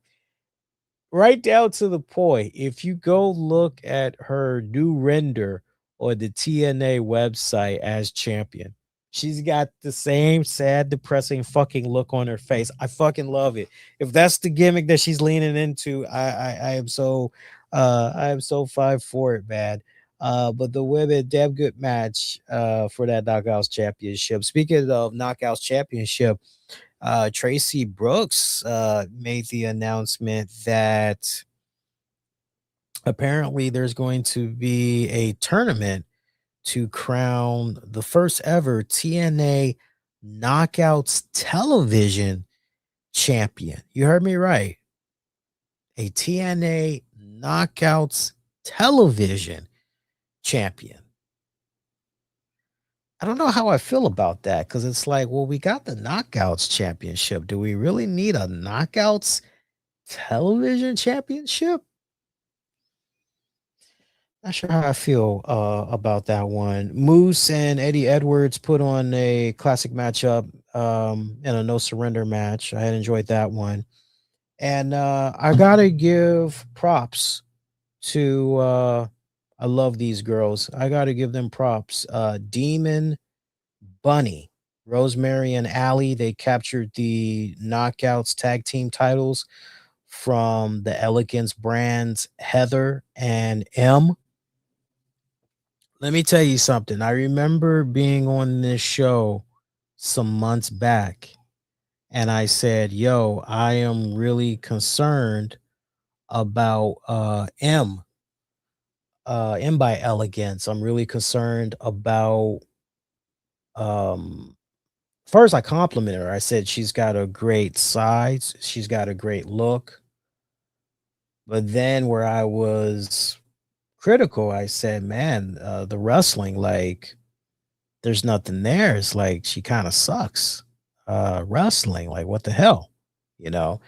And I remember being on this show and I was saying somebody with that size, like, you know, they should kind of be moving more like a powerhouse, kind of move a little bit more like a Raquel Rodriguez and everything, you know. But what I saw of her at Slammiversary, I'm going, I owe you an apology, sister, because I didn't know your game improved like that. I mean, I was seeing shit from this girl where I was like, who is this? This is the same one I was watching some months back. Like, this girl has actually been busting her ass, training and all that, and the work has paid off. I mean, I was even seeing her do drop kicks. I mean, nice, clean, connecting drop kicks. I even saw her do a damn coast to coast.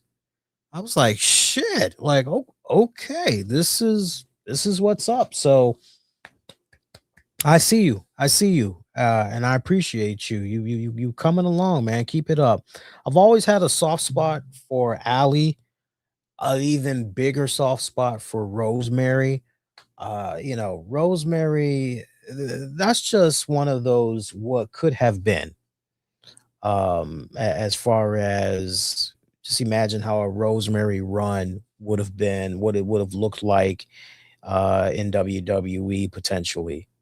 You know, she was always somebody I wanted to see get picked up by WWE. And could you just imagine, like, because this was one of the things that I was thinking about personally. One of the things that I was thinking about was while he was still alive, I was like, yo, if we could somehow get Rosemary to do something with Bray Wyatt,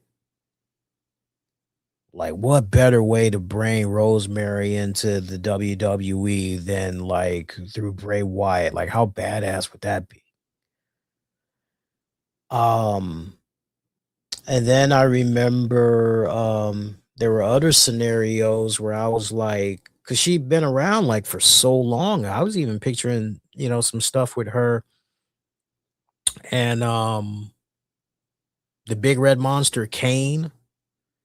You know, you could call it fantasy booking or whatever, but like, you know, I definitely saw really good potential in her, not just as, you know, a in-ring persona, but also as a on-screen character. I saw a lot of great potential in her. I still do. I mean, she's not it's not like she's an old head. I mean, she's 42. That's still young, man. So, you know, she's still throwing it down and everything. And I don't know, never say never. Maybe we'll eventually see something with her in the WWE. You know, time will tell. But yeah, overall, I thought Slammiversary pretty good show. I thought it was a pretty good show overall. I saw you guys have voted on Slammiversary, and it looks like, let me pull up the polling results here. Looks like you guys said for Slammiversary, 60% of you gave the event a thumbs up, and we got a tie at 20%. Half of you said you're staying in the middle, and the other half of you said that it's a thumbs down. So, but yeah, you know, for me, Slammiversary, it just felt like the quality of the show overall was in a much better place. I don't know if that's because of some of the main fact that, you know, Tommy Dreamer no longer has anything to do with the booking, and like your guess is as good as mine, but like what I watched with Slammiversary, you know, it made me go, okay, you showed me enough that I now want to see your show on AMC, you know, get a little taste. You know, I like checking in on certain shows to see where they are from the last time that I watched them and everything. So I'll definitely poke my head in this week and see what's going on. We didn't get a chance to talk about this last week that I was on the air with you guys because it basically went down like within the last couple of days. But I definitely want to offer. I know I shared it all throughout social media, just you know, acknowledging his passing. But now that I'm here talking about it for the very first time, I definitely want to extend my heartfelt thoughts, my condolences, my prayers to the family, friends, colleagues, you know, and fans as well, to Joseph Doering. You guys know him better as Joe Doering, um, best known for, you know, all the great wrestling that he gave fans in All Japan Pro Wrestling, also in TNA, two-time Impact World Tag Team Champion with Eric Young and Cody Deaner. That was like my one of my favorite later incarnations of Eric Young, and just everything that he was doing with Joe Doring and all that. You know, Joe Doring, every time I saw this dude, he just had this psychotic look on his face, like he was gonna fucking snap at any minute, and he would just break you in half and all of that. You know, he looked like he was just, you know, one blink away from just flipping out on the motherfucker, you know. And love the dude. Love the dude. I remember this dude back when he had white spiky hair. Like that's how far back I remember watching this dude, right? It's amazing the transformation that he did to himself from like that period that I remember, because I was like in the late 2000s. Like no, more like mid 2000s, so kind of like '07 to '09. You know, it's kind of because he almost kind of looked like when he had the hair going on back then, white spiky hair. He almost kind of had like a Heidenreich kind of vibe going on way back then. And you know, also a fellow Chicago native, man. So you know, us Chicagoans, we got to stick together and everything. He passed away a couple of days ago on the 26th of June at the my little furry daughter is trying to get comfortable. Passed away at the age of 44. You know, he was diagnosed with a brain tumor back in 2016. He underwent surgery to remove it, and he underwent a second surgery a handful of years later, like around 2022, as basically it returned.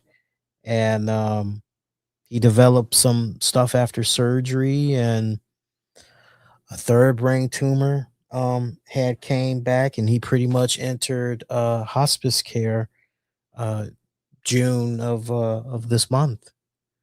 And when I was hearing, about all of this, I mean, this was a tough dude, and it's just so unfortunate when a brain tumor, you know, brain, you know, tumors like that of the brain is like the worst because it can just keep coming back over and over and over again, and it just gets to a point, and I really wish people would understand this, because when you hear that, like, oh wow, this guy was 44, I really need you guys to think about this.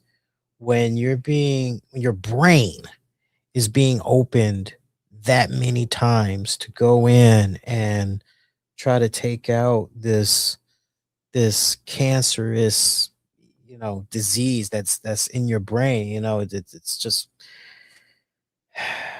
it's a situation where it takes a lot out of you physically, a lot. And when you keep going under the knife, it's like, I need people to understand. You can tell me, oh, but it was 2 or 3 years since this person went under the knife to have this removed. It takes that long for a person to even kind of feel like they're starting to fully recover, or whatever, right? Like it can take a few years before they kind of feel like, okay, I'm good. I'm up and at 'em. I kind of feel like my old self again, if not even better. When I was hearing what happened with him leading up to his death, you know who I was reminded of?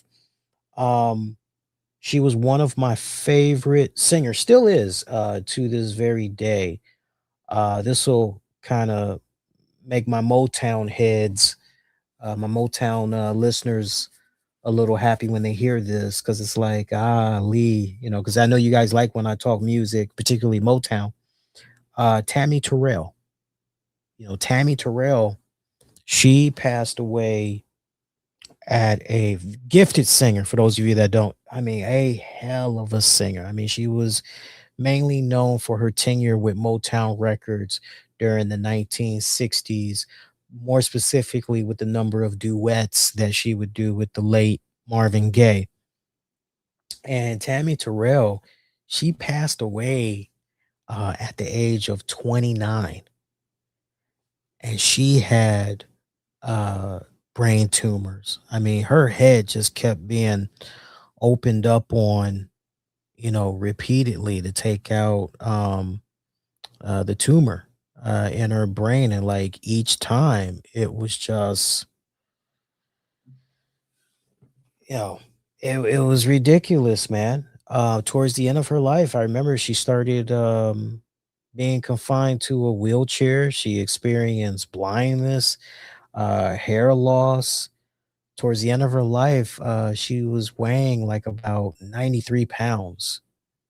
Um, I only remember that specific number because it's like, I remember when I was reading up on her over the years, like, it's one thing to say, she was under 100 pounds, but like 93, like it's a very specific number. So just shit like that, I remember.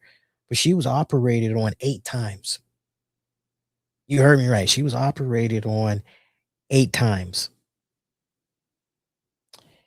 And following that eighth operation, she went into a coma, and then she shortly died after that. So when I say it takes a lot out of you when you get that type of a operation done on you repeatedly, you know, it's a lot. Hell of a wrestler, seriously. Great fucking look, great fucking size.